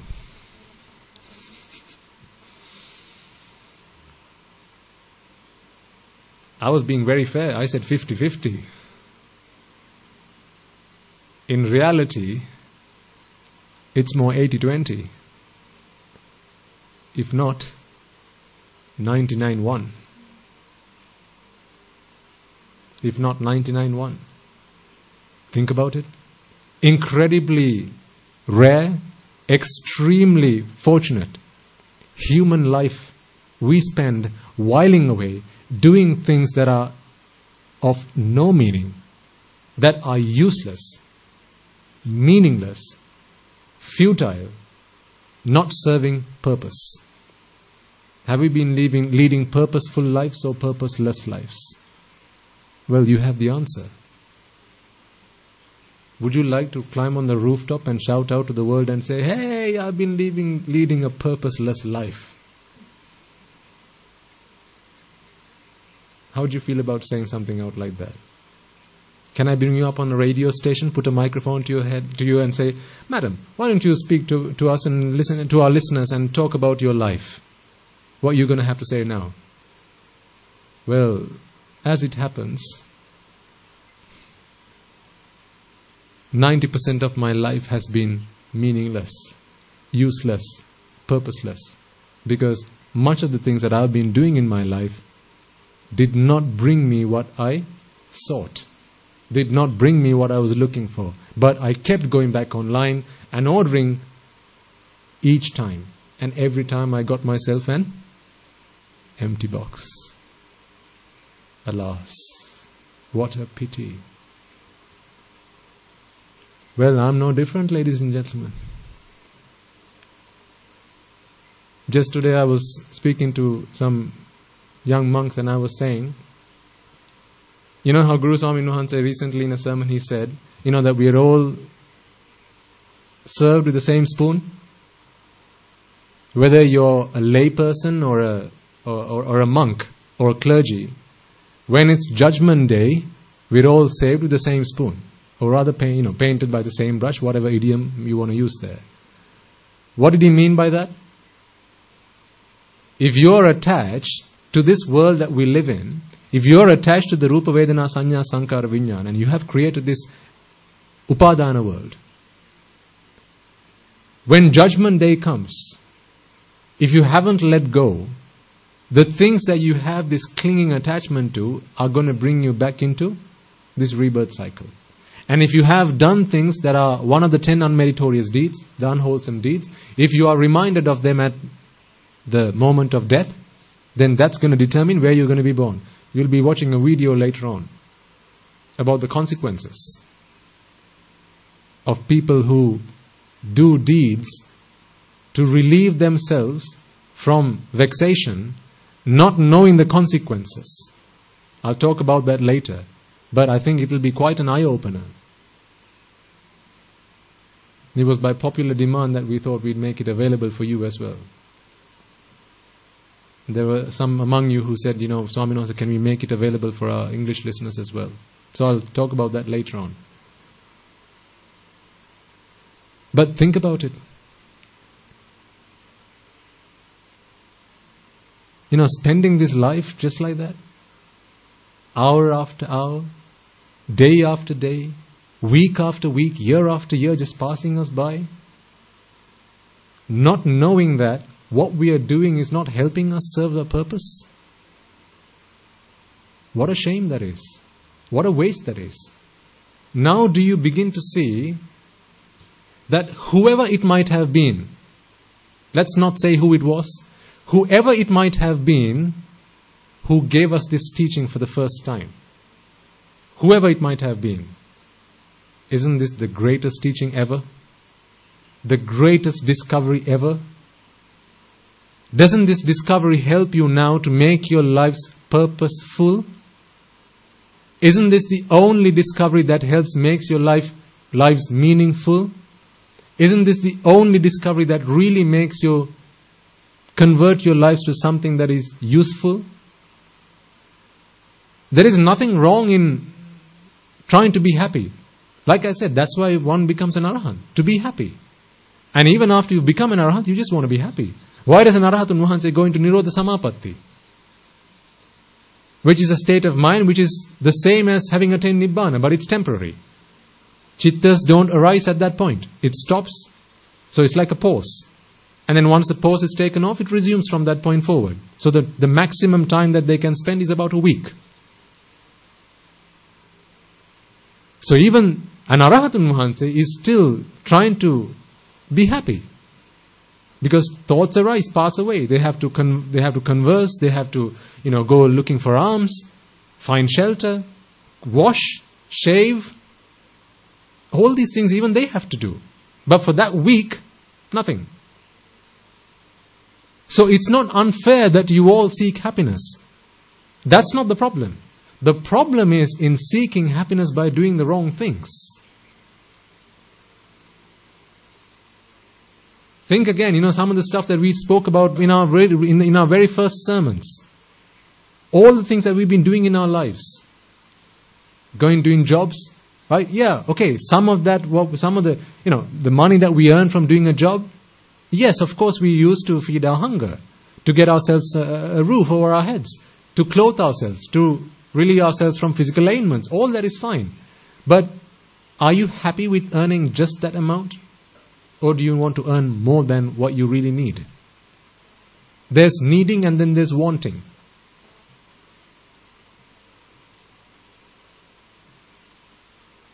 Requirements, needs and requirements. I remember learning in business studies. Needs and requirements. One's a requirement because you require it. This is why they're called the 4 requisites. The 4 things that every human being requires. Food, shelter, clothing and medicines. They are called requisites. But what about the wants? They are all additional stuff because none of them are really there to serve the purpose of physical pain. They are not there to relieve you from physical pain. All of that is to relieve us from mental pain. But do they really and truly relieve us or actually give us the happiness that we seek? So all life that we've spent, can we get it back? Okay, let's say you spent your life earning a lot of money. You go and give this money back to your employer. Can you get back the time that you spent working for them? Because that's what you got paid for, right? The time that you spent there. And the work that you did while you were there. You go back to them and say, hey, I'll give you back all the money that you paid me. Give me back the time that I gave you. Are you going to get it back? Isn't this why I say this is the most rare, the most incredibly rare asset that you have? Human time that just keeps passing us by, flicking away every moment. Now if we were just going about doing useless, wasteful, meaningless things, stuff, what a shame. So whoever that was who taught us that, hey, this is not what human life is for. What human life is for is really for you to understand that all these things you are doing is just meaningless, tasteless, essenceless. Put it to good use and really redeem yourself from suffering rather than seeking temporary relief. How do you feel about that person right now? If there were such a person, let's say we don't know. If there were such a person, how would you feel about that person right now?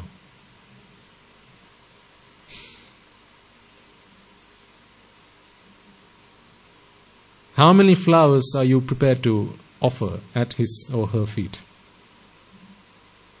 How many times are you prepared to worship this person?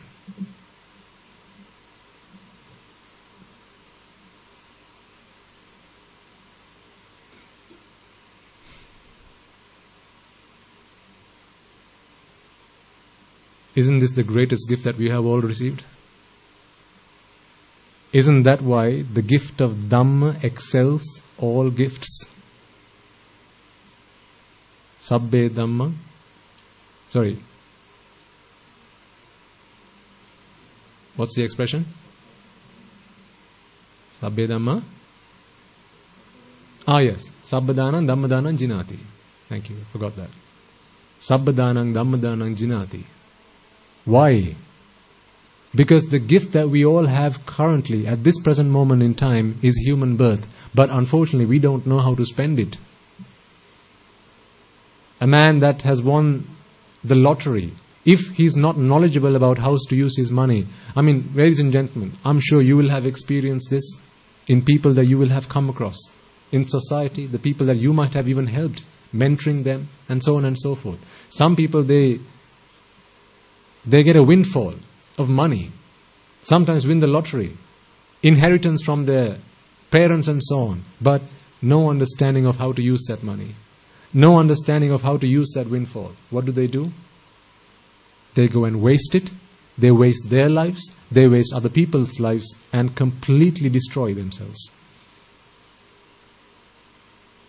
To the point that you begin to think it would have been better had they not won the money in the first place. Because they've now gone from the pan to the fire. If we're not careful, don't we use our human lives for that as well? To fall from the pan to the fire? You'll see in a moment. How when people don't know how to use this valuable asset that is time, human time in the blissful plane, when they don't know how to use it, so they misuse it and abuse it. They cause damage, they wreak havoc beyond wildest imagination, causing calamitous damage to themselves and the world around them.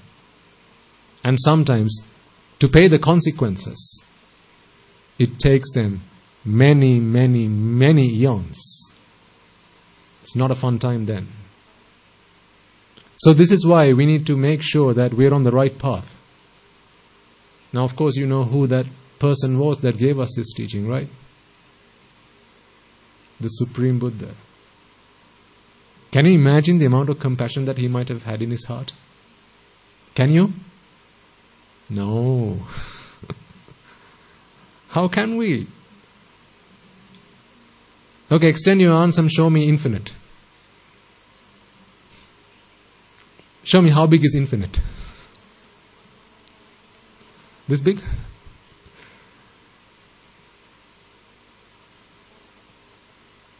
We wouldn't know one tiny bit of the compassion that he had in his heart.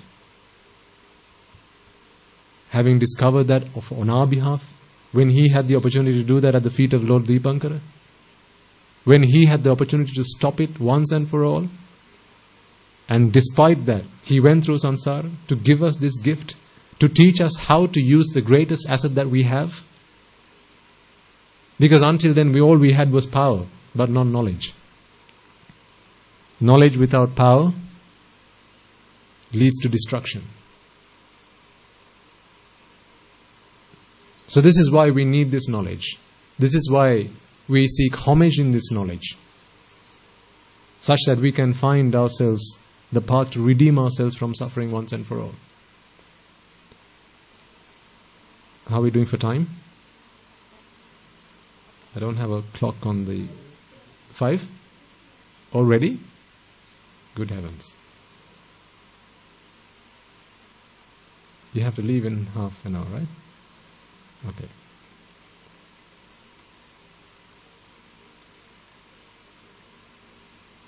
Remember last week I asked you to think about something.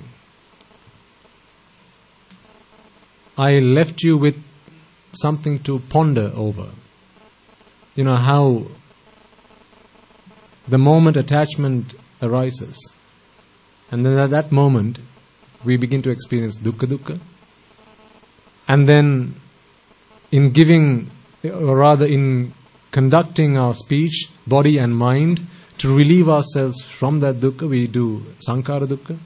And then there comes a point where we experience pleasure, and then that goes into viparinama, and therefore the whole process has to start again. And then we came up with 2 ideas, and I asked you to think about which one do you think works better. Because you can only have one answer. You can't have 2 answers. So I'll remind you, one idea that we proposed was, at the point at which we experience pleasure, there is no dukkha. We don't experience suffering at that point. It's pain-free. The other argument that we put forward was, well actually, isn't there dukkha at that point as well? So these were the 2 arguments, and I encourage you to have a think about it, because now you really must be able to at least start to put 2 and 2 together. Because this is what understanding the Dhamma is all about. If you really understand what dukkha is, understand what sankhara dukkha, and understand what viparinama dukkha is, and how dukkha is nothing but the result of attachment to a world that is anicca, then these things must start to form a picture in your mind. So, did you spend any time thinking about it? I did, along with Guru Swaminathan, my oracle. So I went to the oracle and I asked him my question, and then he was very kind enough to give me an answer. So this is what the oracle said. So he said,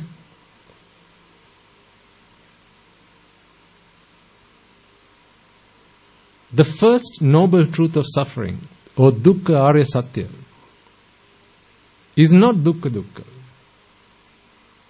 It's not sankhara dukkha. It's not viparinama dukkha. All these 3 are things that we feel. We experience this. This is something we experience.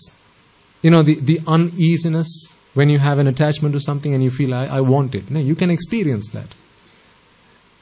And then the things that you do, exerting your mind, your body and your speech to obtain what it is that you desire, acquiring what it is you desire. We experience the pain that lies behind it. This is why we are not willing to repeatedly keep doing it. If the promise of pleasure was not there, would you be prepared to keep doing sankhara? No. So therefore, we have all experienced that sankhara is not pleasurable. It's displeasurable. And then viparinama, of course, needs little explaining. Right? What we have attached to passes away. At that point, we begin to suffer. But what about that point where we experience that moment of pleasure, the ashwada mohata? What about that point?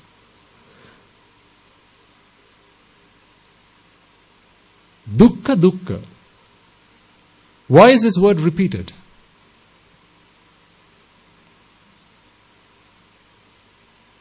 Typo? Dukkha dukkha. Dukkhe dukkha. So what is the first dukkha? What is the second dukkha? Dukkha dukkha. What's the first? What's the second dukkha? The second dukkha, so I'm speaking about the dukkha that comes after the word dukkha. Okay?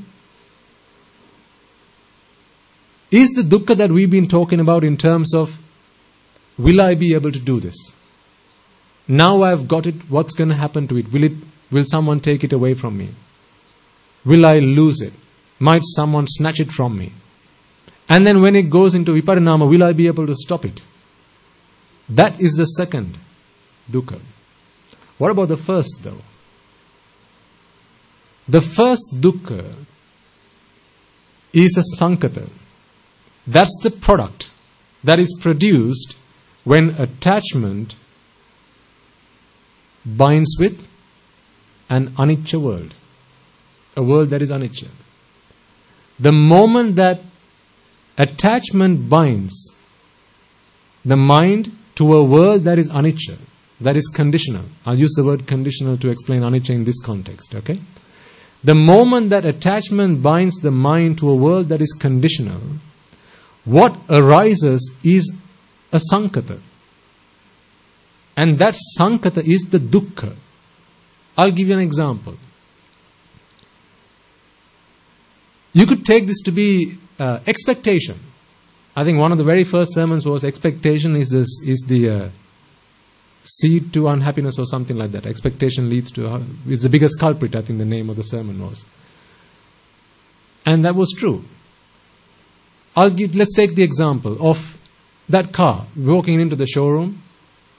Now, you've seen the car that you want.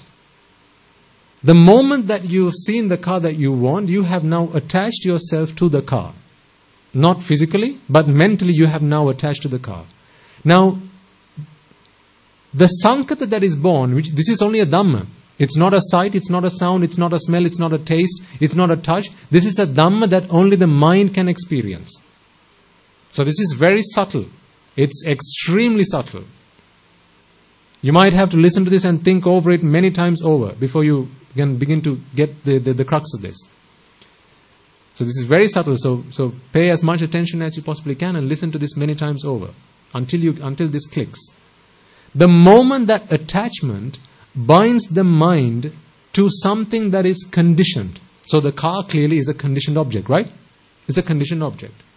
The moment that attachment binds the mind to the conditioned object, the dhamma that is born at that point, that is being attached to a conditioned object. That is the dhamma that's born to that point in time. A dhamma that can only be experienced through the mind. Manancha paticca dhammecha. Only the mind can experience the dhamma, those dhammas, right? So we're not talking about sights, we're not talking about the physical car, and you get that hopefully, right? We're talking about attachment of the mind to the object. Now the dhamma that comes out as a result of that is a sankata. Why? How do we know it's a sankata? What is the nature of all sankatas? I mean, the names on the tin. It's conditioned. That's why it's called a sankata. Sankruta. By bringing causes together, you give rise to the effect, to the result. That is a sankata, right? So what are the causes that created that sankata? An anicca world and attachment.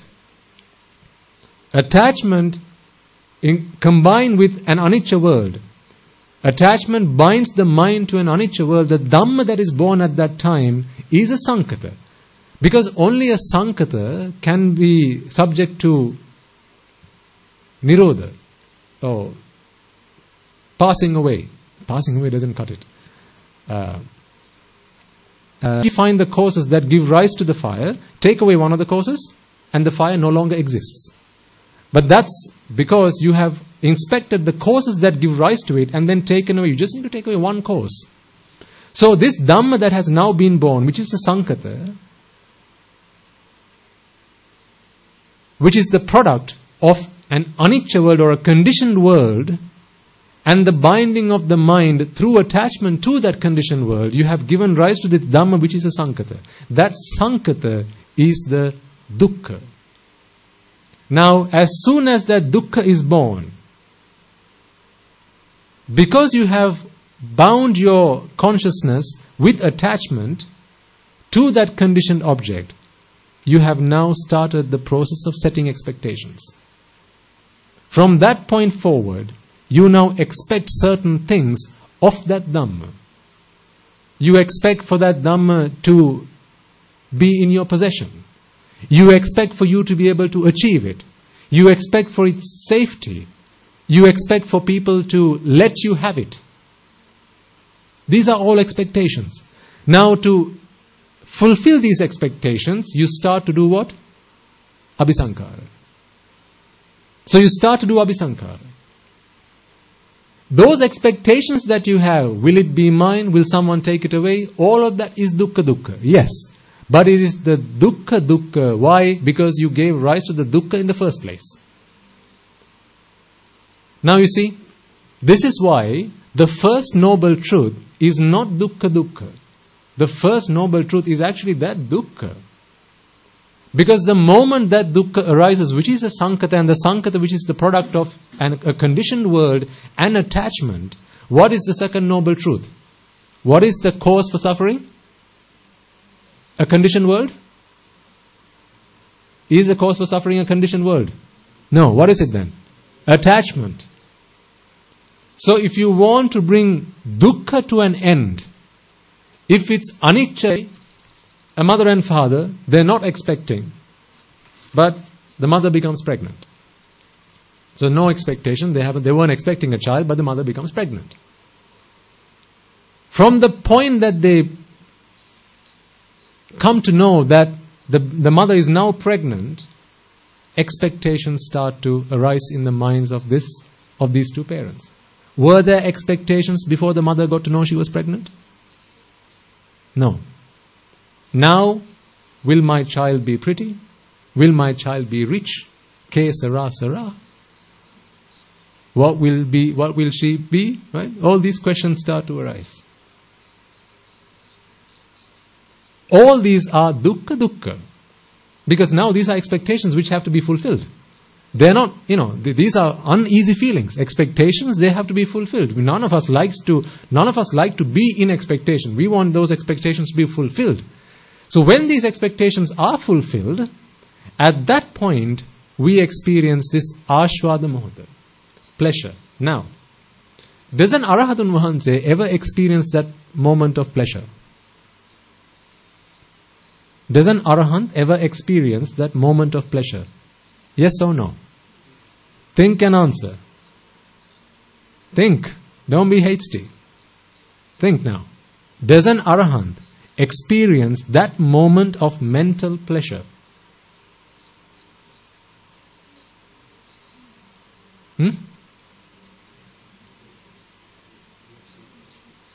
Absolutely.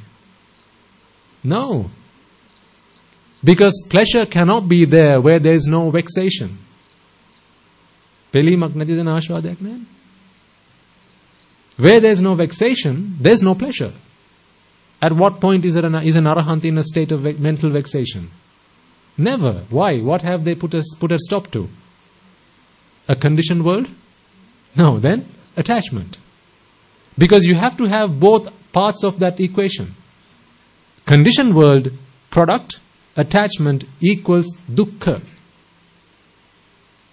The cause for suffering is not conditioned world, the cause for suffering is attachment. Cease the cause for suffering, which is attachment, now you just have a conditioned world, but no dukkha. So that's akin to, and as I said that I gave in that example, a mother becomes pregnant. Until the point that they got to know that the mother was pregnant, there were no expectations for this child. This child didn't need a name. This child didn't need a school.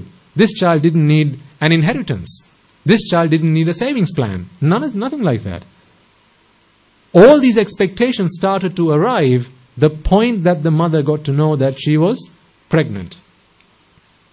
So the fetus, the birth of that fetus, in this example that I'm using here, the birth of that fetus, or at least the mother coming to know of that, at that point forward, dukkha has arisen. Dukkha has arisen. Now that dukkha has arisen, dukkha follows. Sankhara dukkha follows. Viparinama dukkha follows. So let's say this mother wants to now send this child to a good school. Okay, so the child's born. After a few years of growing up, now it's time to put this child to a good school. So, this is all dukkha, right? Will I be able to send my child to a good school? The dukkha has already arisen because attachment's there. See, what happens if attachment ceases all of a sudden? The mother all of a sudden gets to know, let's say a woman goes into a hospital. She's got a big belly. She thinks she's pregnant. She goes to the hospital and then she becomes unconscious.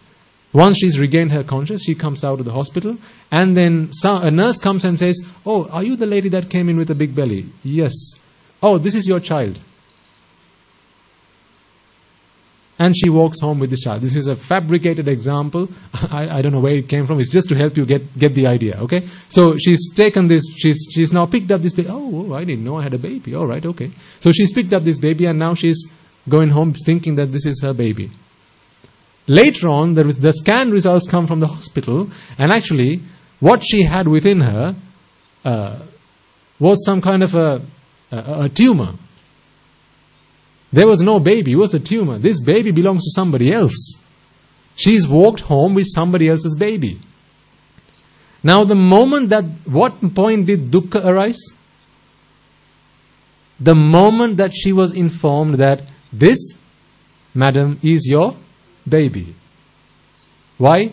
A conditioned world. Along came who? Attachment. Attachment combined with a conditioned world. What was born there? Dukkha.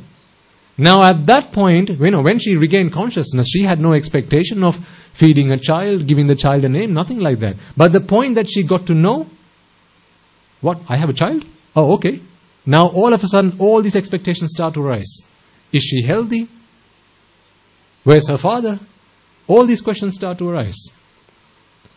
Now, as I was saying, let's say it's time to put this child to a good school, right? So you go through the process of trying to find a good school. You go meet the ministers, and that's how you find a good school these days, right? You get these letters of recommendation, and then you go through the process, and then you find yourself the child a good school. Now, at that point where a good school has been found for this child, at that point the mother is going to feel a moment of pleasure. At this point where this mother experiences that moment of pleasure, I asked you the question, does an arahant ever experience this moment of pleasure? And the answer was no. Why? Because there's no attachment, as well as no ignorance. But we are speaking of someone who is bereft of ignorance. This is someone who has ignorance. So for someone who is ignorant, at least even an anagami, there's still ignorance in that mind. When this ashvada muhurta, or this moment of pleasure arises, on a base of ignorance, this person immediately begins to think that this world is nitya. For that point in time, this person begins to believe, yes, this world is to my liking. This world is to my liking. So the moment that they feel that the world is to my liking, is there dukkha anymore? Why? There's no need to set expectations. Whatever you want is there. Why? It's to my liking. Now there's no fear behind expectations. There's no fear of will I be able to. The will I be able to, all that goes away. The what ifs, all that goes away. There's no fear anymore. Why? Because at that point in time, this is a person that has ignorance. Remember, this is why an Arahat and Mahanse will never experience this point of pleasure. I mean, the pleasure that they're in is completely outside of this, outside the realm of what we are speaking of. That happiness is a happiness where there is zero attachment. cannot be compared to this happiness that we are speaking of here. But we are talking about what is real for us, right? So that moment of pleasure can only be experienced by someone who has ignorance. And that moment of pleasure where ignorance takes over, ignorance tells us, the world is to your liking. Therefore, after the viparinama happens, what was the view before? It's to my liking. So what should I do? What should you do now? Make effort again. Because there's a point where I can bring myself that happiness, that pleasure once again. And for that, he begins to exert the body, mind and speech. And all again, sankhara starts. The process of sankhara begins, abhisankhara. And then that point of pleasure arises again. Again, see, I told you it's there. And then it passes away. But because that point at which they experience that pleasure, they begin to think, what I wanted, I have now achieved. It's like, you like to, say, eat an ice cream. You like, say you like strawberry ice cream. And you like to eat strawberry ice cream, so you like the taste of strawberry. You take the ice cream to your mouth, and the moment your tongue touches that ice cream, you think, yes, see, it's there. Happiness is there in the ice cream. Do you still not feel that? If you're telling me that you don't, then this seat is all yours. Be my guest. Because I've still got a long way to go. I'm far behind you. Because this is the sanya vipalyasa. This is the chitta vipalyasa. And also possibly the drishti vipalyasa. See, even for someone who understands the Dhamma, even where the drishti vipalyasa has gone away, has disappeared, right? Even where the distorted view has been removed, there's still the sanya vipalyasa. The consciousness at the root still says, it's to your liking. On reflection, no, it wasn't to my liking, it was just causes giving rise to the result. But at the point you're experiencing, which, how long does it take you to reflect? How many chittas? Many trillions. We are talking about this point of pleasure in each individual chitta. So in each individual chitta, you're experiencing this point of pleasure. At that point, you are based in ignorance. And therefore that ignorance dictates and says, the world is to your liking. So there's no problem. Just continue doing what you're doing. And you'll be just fine. And this is how we wasted our lives. This is our story. We should be doing a documentary on this. Says, I think BBC ought to do a documentary on this. The waste of human life. Shouldn't they? The waste of human life. Because the point you experience that pleasure, you think, see, I told you, it's there. It's there. Happiness is in the ice cream. Happiness is in the sights, in the sounds, in the smell, in the taste, in the touch. Therefore, go back online and order. But when the box arrives, it's empty.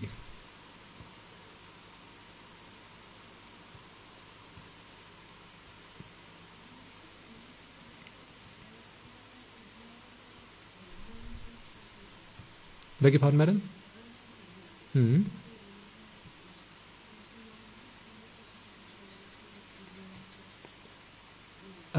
So the level of ignorance reduces with your attainment of margapala. But once you're in a certain state, let's say a pruthakjana, mundane person, the only ignorance, the only knowledge that, or the only wisdom that they can come to is mundane wisdom. Laukika sammaditya, right? They can't come to lokotara sammaditya, which is supra-mundane right view, until they come across at least someone who's a sotapanna. Okay? So, if we are speaking of the dukkha and anicca dukkha anatta, then of course we are talking about the supra-mundane stuff. We are talking in that realm. This is nothing laukika. This is all lokatara stuff, right? That's why we need a Buddha to have shown us this. So in those terms, one is entirely ignorant of that. So when someone is a mundane person, they have no idea, no understanding, no knowledge about what's going on. So that ignorance about that fact is constant. However, through association with noble people, they come across the teaching of the Buddha, and then one fine day they become a Sotapanna.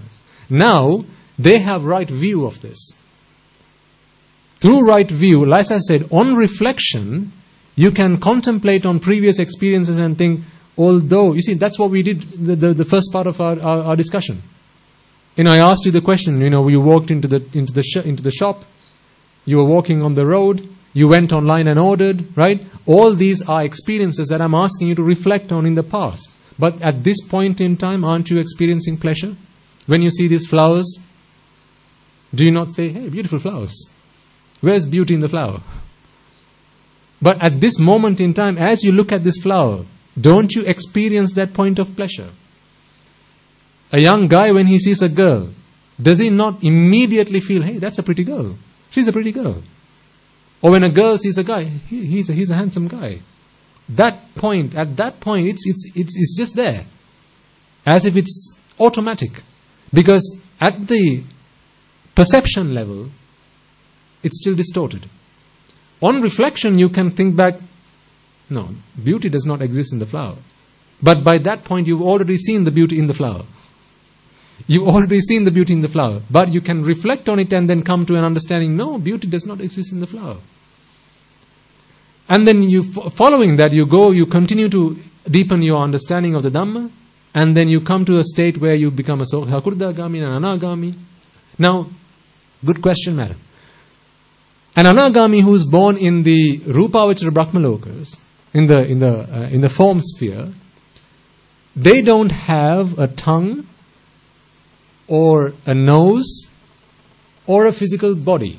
So they don't have a solid body like you and I do. These are Brahmas in the Rupavachara Brahma worlds. Now, thinking back about the example I gave you at the beginning, if red is the same as pink, and pink is the same as blue, and blue is the same as purple, and the happiness does not exist in the color. If we are seeking happiness, is there a point in looking at the colors? If happiness is what we seek, and happiness does not exist in the Rupa, is there a point in looking at Rupa? Okay, put Rupa to a side. Let's take the sense of smell. If happiness does not exist in smell, and all smells are the same, I'm not talking about smells that are quite strong, which cause a physical uneasiness, right? There are such smells like, methane, for example, right? Or sulfur dioxide, and, strong gases like that. But they have a physical element to it. It starts to scorch the cells of the nose and so on and so forth. But I'm just talking about pleasant smells and unpleasant smells, not strong smells, pleasant smells and unpleasant smells. Okay? So if pleasantness does not exist in the smell, then do we any longer use our noses to go smell things? No, because all smells are the same. If all smells are the same, then do you need a nose to go smelling?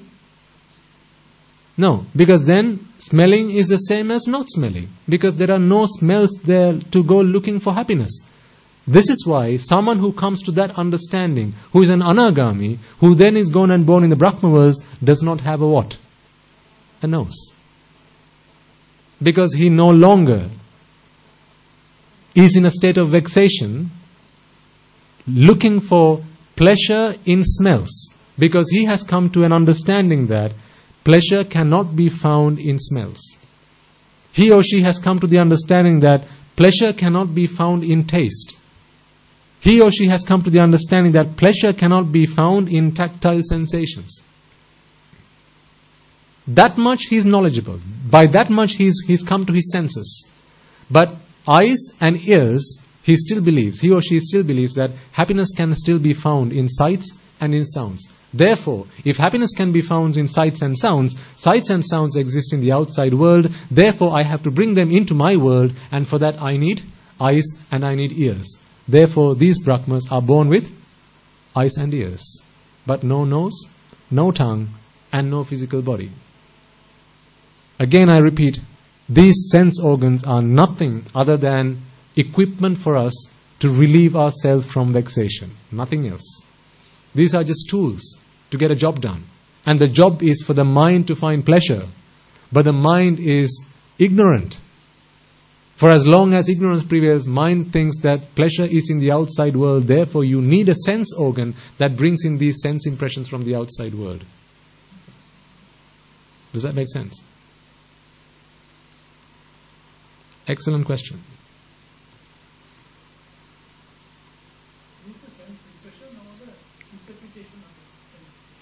What is sir?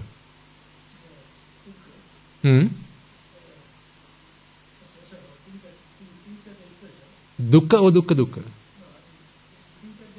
Uh-huh.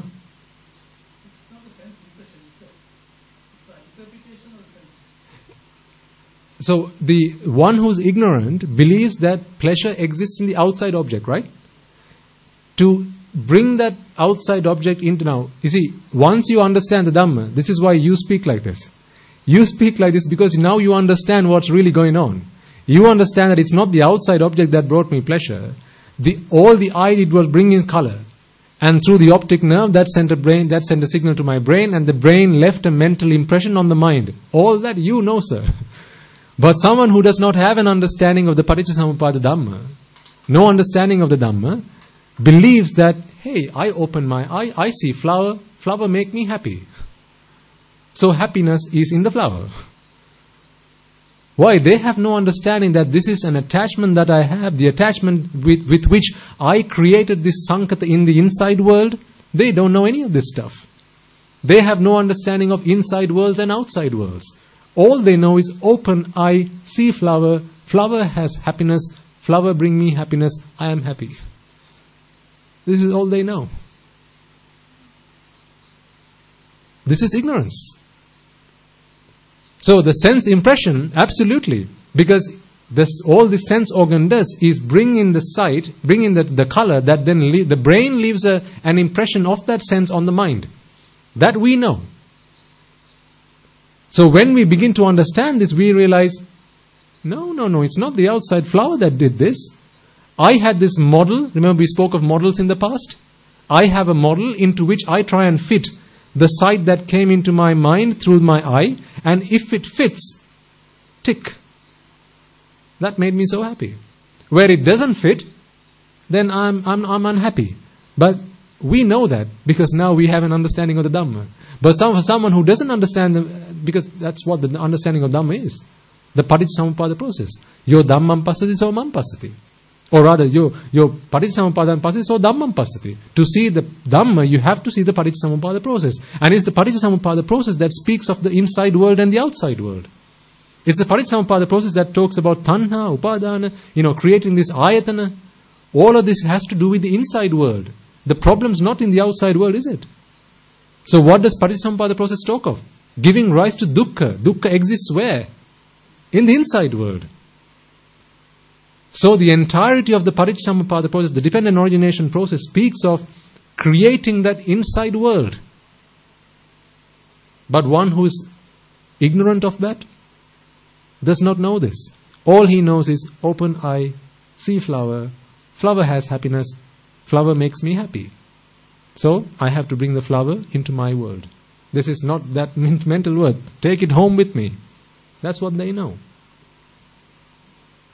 Little do they know that all that's happening really is that they have a distorted view, a distorted perception, a distorted sentiment that it's the flower that brings me happiness.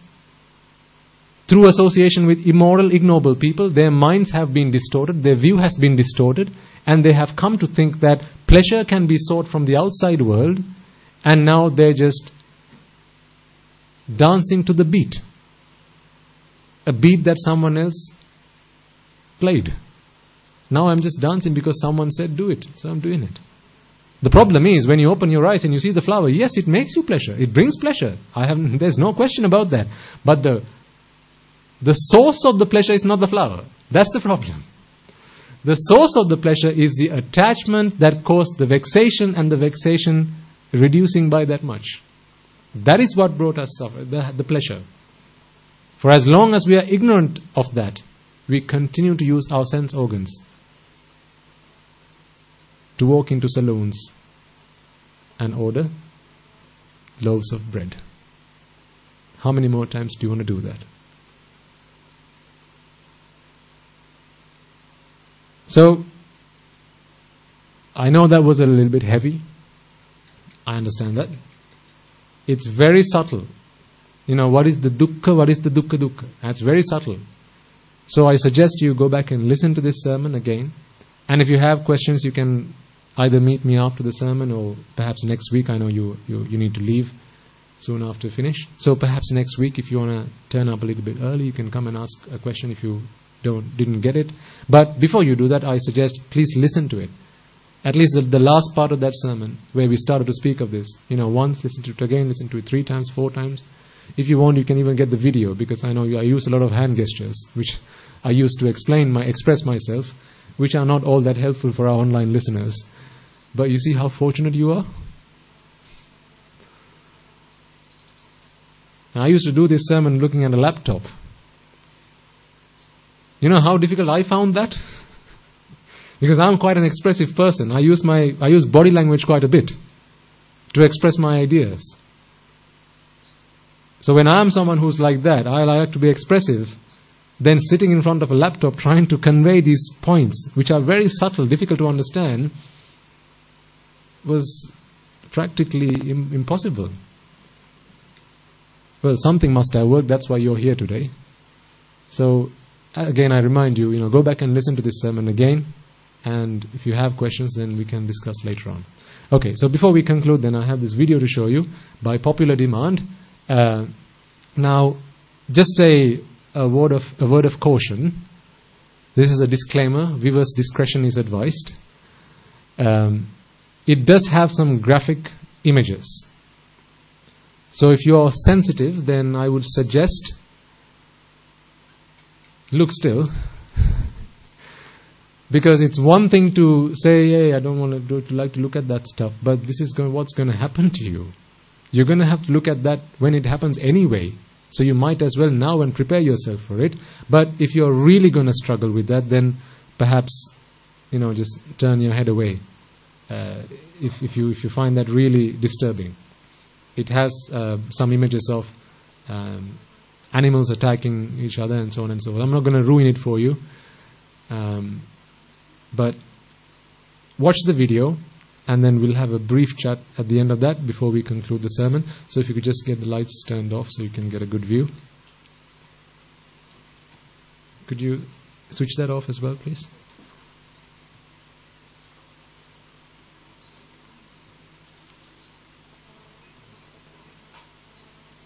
Is the audio okay? Sorry?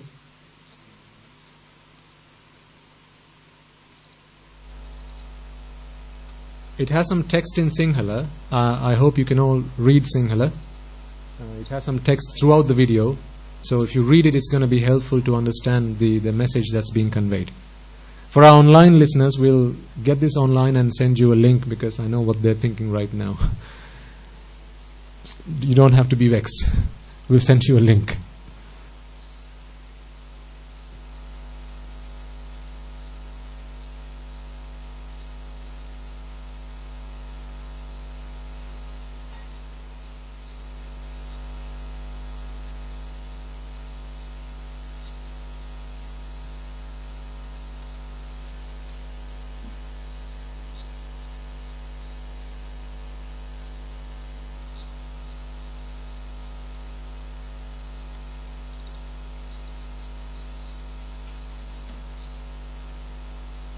If you want, you're welcome to switch to the other side of the room in case I'm blocking your view. So just if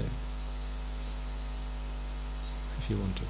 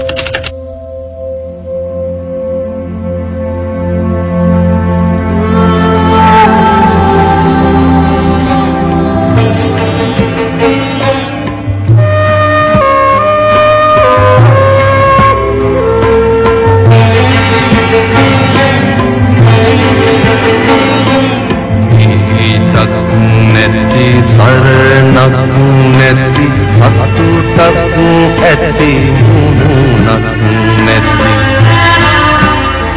මේ සසර තනව්වේ අපි අසරණ වෙලා වගේ හිතට දැනෙනවා බුදුහාමුදුරුවනේ අපි අසරණ වෙලා වගේ හිතට දැනෙනවා බුදුහාමුදුරුවනේ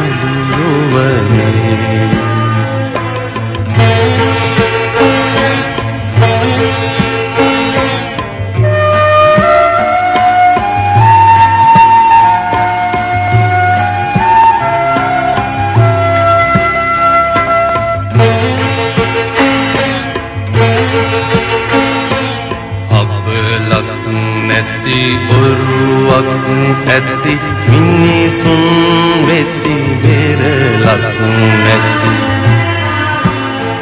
මේ සසර තනව්වේ අපි අසරණ වෙලා වගේ හිතට දැනෙනවා බුදුහාමුදුරුවනේ අසරණ වෙලා සිතට දැනෙනවා බුදුහාමුදුරුවනේ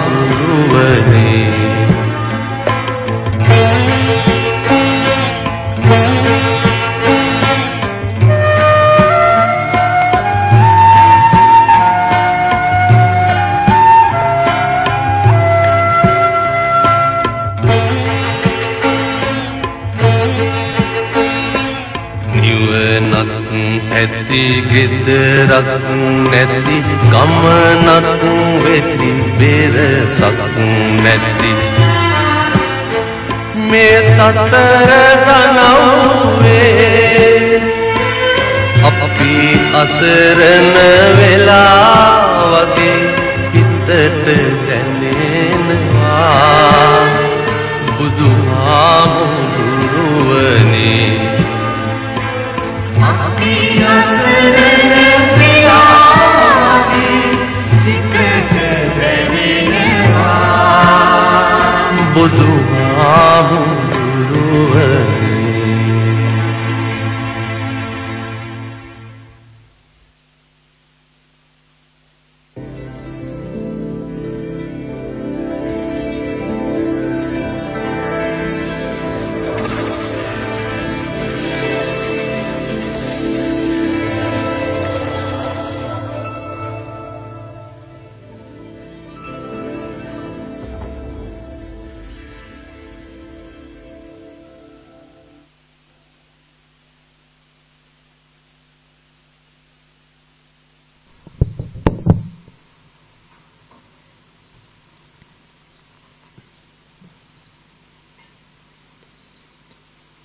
That is the documentary I spoke of. Our documentary.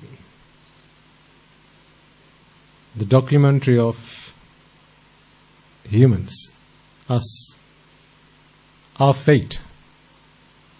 If we don't realize what's in store for us. You know, in the video, the clip that you saw there, at the start of the film, you saw there was a man, a bloke who was quite young. You know, he thought the world revolved around him. He was the centerpiece. You know, he was handy, dandy. And so, in his ignorance, he thought that pleasure existed in the outside world. So what did he do? At any cost, you shall be mine. And in that belief, he went ahead and committed a number of unwholesome, unmeritorious deeds to bring the happiness that was in the outside world into his possession. See, for as long as we believe that the happiness is in the outside world, isn't that what that guy thought? He looked at a girl and thought, now I found happiness. There's pleasure. I have to bring that pleasure into my world. If there's pleasure, it shouldn't be there, it should be with me. It should be with me. So I have to go and fetch it. And if there's anyone who gets in my way, they will be killed. They will be slaughtered. I don't care who.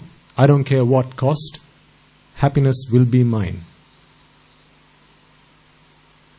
What about the consequences? What about the consequences? When it's time to pay back, how long? How many eons?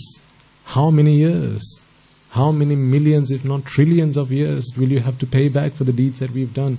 Just think about your own lives in this birth. Forget previous lives. Let's say you've been saints all in your previous lives. What about this life? Have you not done unmeritorious deeds? Taken the life of another?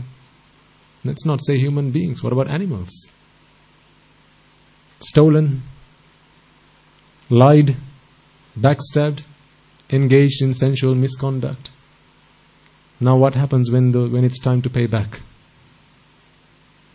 You're going to have to then pay with your own blood, with your own flesh, with your skin and your bones.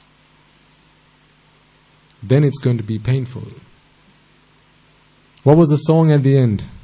Api asarana vela wagi hitata danenawa buduhamuduruwane. Lord Buddha, we feel like we are destitute. We are lost in this samsara.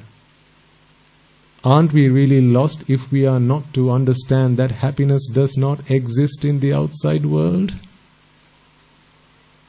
Aren't we lost if we don't realize that? If we don't realize that happiness does not exist in the sights, the sounds, the smells, the tastes and the touch that exists in the outside world, what are we going to be doing? To bring happiness into my world, I am willing to do anything. And to do that, then I am prepared to kill. I am prepared to steal. I am prepared to engage in sexual or sensual misconduct. I am prepared to lie, slander, abuse, violence, all that. But when it's time to pay back, then no one's there for my refuge. No one's there to help me. Then I have to pay back all by myself. We are the owners of our own karma. We are its kinsmen. The karma is my kinsman. The karma is what brought me here. The karma is what's going to take me from here. Whether good or bad, it's going to determine my next moment. If we are so helpless in front of karma, then it's about time we put a stop to it. And as we discussed at the beginning of this sermon, why do we do karma again? For two reasons. One, to bring pleasure into our world, or to avoid the things that take pleasure from me, believing that pleasure exists where? In the outside world. Who was the only teacher that taught us that pleasure does not exist in the outside world? Pleasure is something that you experience when you attach yourself to something, and then you will now start vexation. When that suffering begins to relieve for a moment's time, then you begin to experience pleasure. Who was the teacher who taught us that? The Lord Buddha. Isn't that why we say, Natti me saranang anyang buddho me saranang varam? No one else is there for my refuge. No one else is there to save me from this. Because he was the only teacher that taught you that taught us that.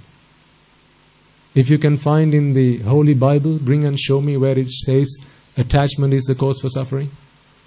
If you can find in the Holy Quran, bring and show me where it says attachment is the cause for all suffering.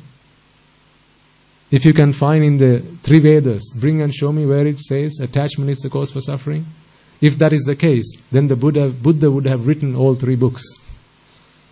But he didn't. Therefore, you're not going to find attachment is the root for suffering in any of those books.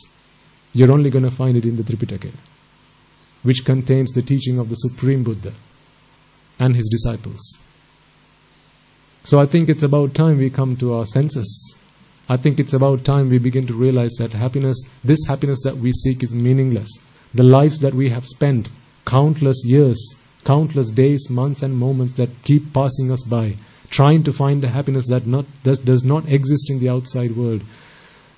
I ask you, ladies and gentlemen, is it not time to put a stop to it? How much longer would you want to go looking for this? Look what's going to happen. If you're not prepared for that, then it's about time to stop. Stop now. You can't change the past. Stop now. The karmas you have done will bear fruit only if you are born in the relevant place. You are now in the human world. You are not going to go to the apayas because of a vipaka. You are going to go to the apaya because of a karma. Stop doing the karma, you will not be born in an apaya ever again. Stop doing a karma, you will not be born in the deva worlds ever again.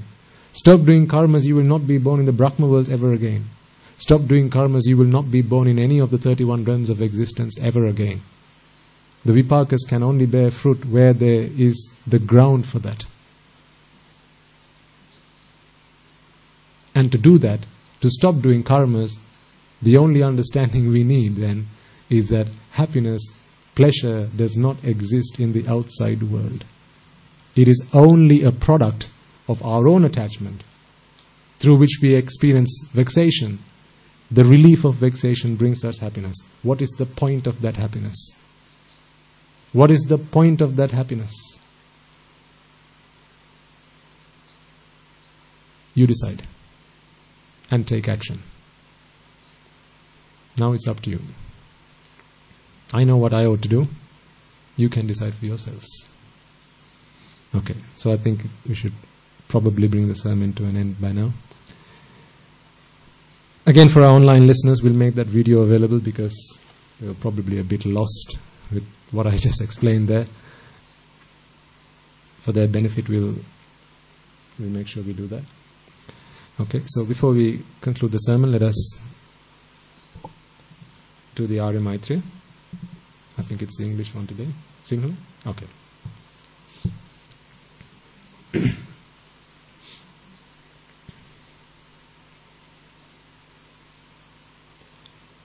Mamada siyalu loka siyalu satvayo sansara dahayen midetva sansara rogayen midetva sansara bhayen midetva sansara ginnen midetva sansara anduren midetva Nibbana parama sukhayen sukhita taravetva Nibbana parama sukhayen sukhita taravetva Nibbana parama sukhayen sukhita taravetva Mamada siyalu loka siyalu satvayo Raga bandhanayen midetva Dvesha bandhanayen midetva Moha bandhanayen midetva Mara bandhanayen midetva Nibbana parama sukhayen sukhita taravetva Nibbana parama sukhayen sukhita taravetva Nibbana parama sukhayen sukhita taravetva Mamada siyalu loka siyalu satvayo Jati ginnen midetva Jara ginnen midetva Vyadhi ginnen midetva Marana ginnen midetva Nibbana parama sukhayen Sukhita taravetva Nibbana parama sukhayen Sukhita taravetva Nibbana parama sukhayen sukhitatara vetva Mamada siyalu loka siyalu satvayo Shoka ginnen midetva Paridevayen midetva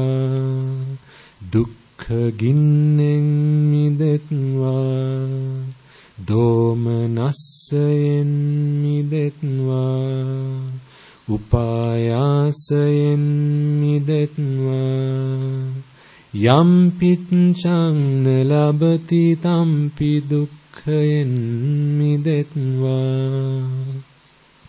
Sankitena panchopadanaskandhayen midetva Nibbana parama sukhayen sukhitatara vetva Nibbana parama sukhayen sukhitatara vetva Nibbana parama sukhayen sukhitatara vetva Kamaloka anatai Eyin midetva Rupaloka anatai Eyin midetva Arupaloka anatai Eyin midetva Siyalu loka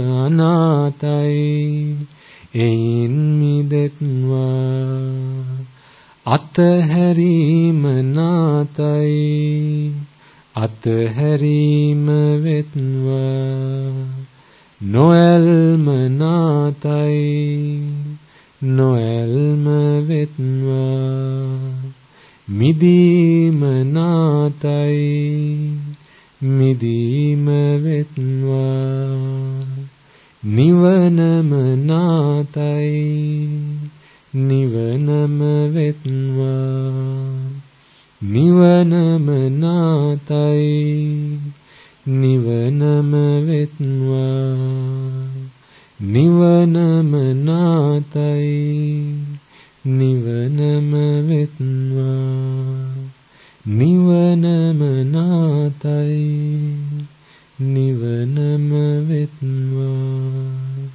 Nivanama natai Nivanama vetva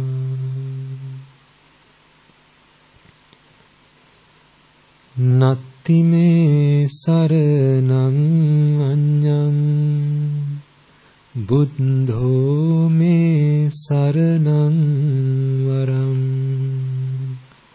Natti me saranang anyang Dhammo me saranang varam Natti me saranang anyang Sangho me saranang varam Natti me saranang anyang Nibbānang paramang sukham.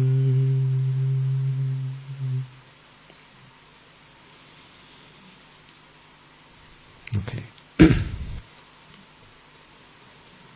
So before we conclude, let us take a moment to transfer the merits that we have all acquired today to all those who deserve those merits. Just one reminder before that. I think before I came down, you might have seen another short video clip of was that shown? Yes, at the start? Of a chivara that is being prepared, a robe that's being prepared at a local residence. If you're looking for an opportunity to get involved, I think there were details that were made, that were available on the display. Were there? Do you have that to hand, Dasani? Okay, we'll make that available. If anyone wants to get involved in that, because there's an upcoming event at which I think the robe will be offered to the Mahasangha. So if you're wanting to get involved in that, then the lady who's in charge of preparing the robe has very kindly opened up her home for you to visit her and involve in weaving the robe. Even if it's just one strike of the weaving machine, and that's a lot of merit that you can acquire by doing that.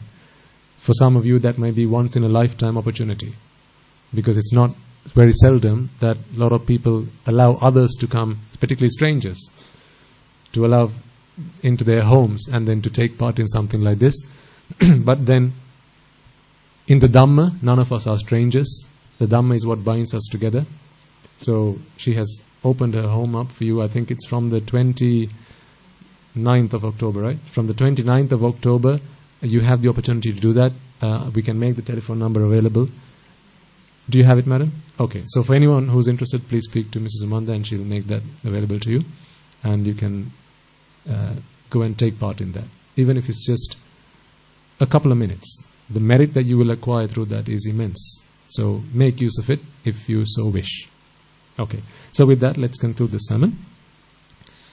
Let us take a moment to transfer the merits that we have all acquired today to all those who deserve the merits of this meritorious deed. First and foremost, let us once again remind ourselves that it is because of the supremely enlightened one, the perfect one, the peerless one, the unparalleled one, the unvanquished one, the supreme Gautama Samma Sambuddhajan Vahanse, that we have the gift of Dhamma today. It is because he sacrificed himself over many eons in samsara for nothing other than the redemption of all other sentient beings, when he clearly had the opportunity to do that many births before his last, to do that for himself. His sacrifice is why we have the Dhamma today, for our redemption, for our salvation from the shackles of samsara. It is also because of his disciples, the Bhikkhu Bhikkhunis, Upasaka Upasikas, who sacrificed their lives, who dedicated their lives to protecting and preserving this Dhamma, that we have the gift of Dhamma today in the form of the Tripitaka, to study, to analyze, to understand, to comprehend and redeem ourselves from samsara. So may the merits that we have all acquired today be transferred to them. If any of them have today been born in the woeful plane, may these merits help them to be born in the blissful plane. May these merits help them to abstain from the unmeritorious deeds, fulfill the meritorious deeds, fulfill the Noble Eightfold Path, and attain the supreme bliss of Nibbana. Sadhu, sadhu, sadhu. Also, let us take a moment to transfer these merits to all the members of the Mahasangha, the Mahanayakas, the Anunayakas who reside all over the world,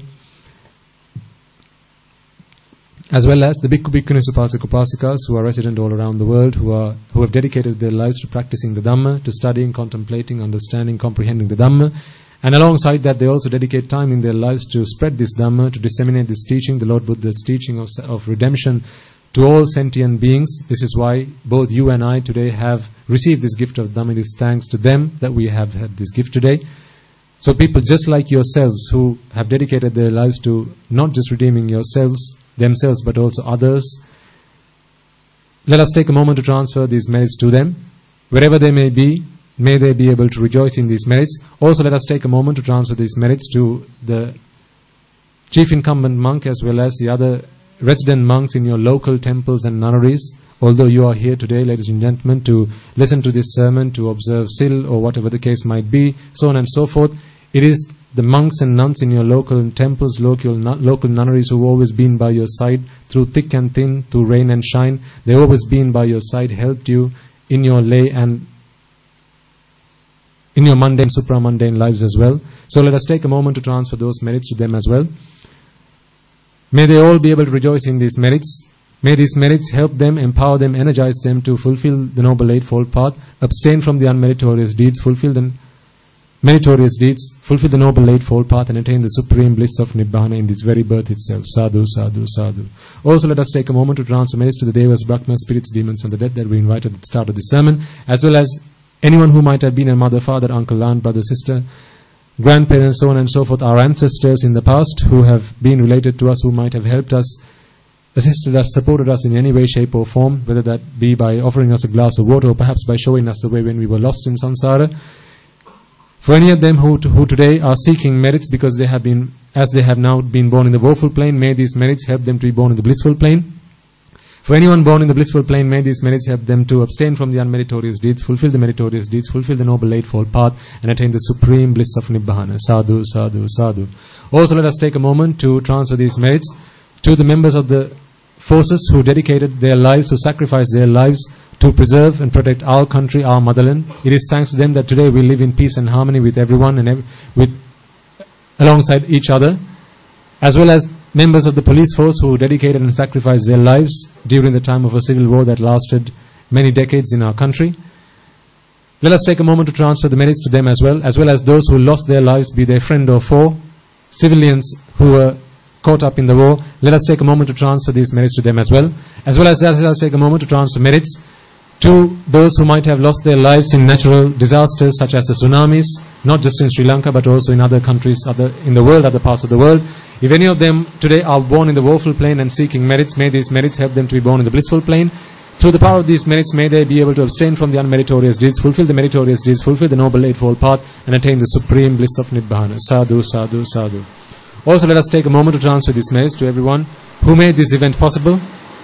Those who made this venue possible to you, to the chief incumbent monk of this monastery, as well as those monks who are resident here, but attend to the everyday needs of those of you who visit us, as well as the resident monks of this temple. For anyone and everyone who made this event possible by offering you a glass of water, or perhaps by ushering you to a seat, or perhaps by offering you a meal to sate your hunger. In any way, shape or form, if they might have helped or supported you or assisted you, may all of them be able to rejoice in these merits. As well as let's take a moment to transfer merits to those members of your family who are alive today, who you may have today left at home so that you can be here today, as well as those who are employed with you, your employers or employees, who today look after your businesses, your ventures, your enterprises. It is thanks to them that today you have the freedom, you have the peace of mind to be here today, to listen to this sermon, to listen to the Dhamma, to understand the Dhamma, and to redeem yourselves from the shackles of samsara. As well as that, let us take a moment to transfer merits to those who perhaps might have provided you transport to be here today, or perhaps might have washed the clothes that you are wearing right now, maybe washed them, ironed them, and made them available to you. All of these people who, in whatever shape, way or form, might have helped you to be here today, may they all be able to rejoice in these merits. If any of them who have helped you, supported you, not just in this birth, but in previous births, parents, teachers, so on and so forth, may today be born in the woeful plane, may through the power of these merits they be able to may they be able to be born in the blissful plane. Through the power of these merits, may they be able to abstain from the unmeritorious deeds, fulfill the meritorious deeds, fulfill the noble eightfold path, and attain the supreme bliss of Nibbana. Sadhu, sadhu, sadhu. And finally, let us take a moment to once again recognize the fact that throughout this day, throughout this evening, we have been able to make offerings to the Supreme Buddha, we have been able to make offerings to the Supreme Dhamma, we have been able to make offerings to the Supreme Sangha, we have been able to listen to the Dhamma, to pass on the gift of Dhamma, which is itself in this very human birth itself. Sadhu, sadhu, sadhu. The members of the Mahasangha will now transfer their blessings to you.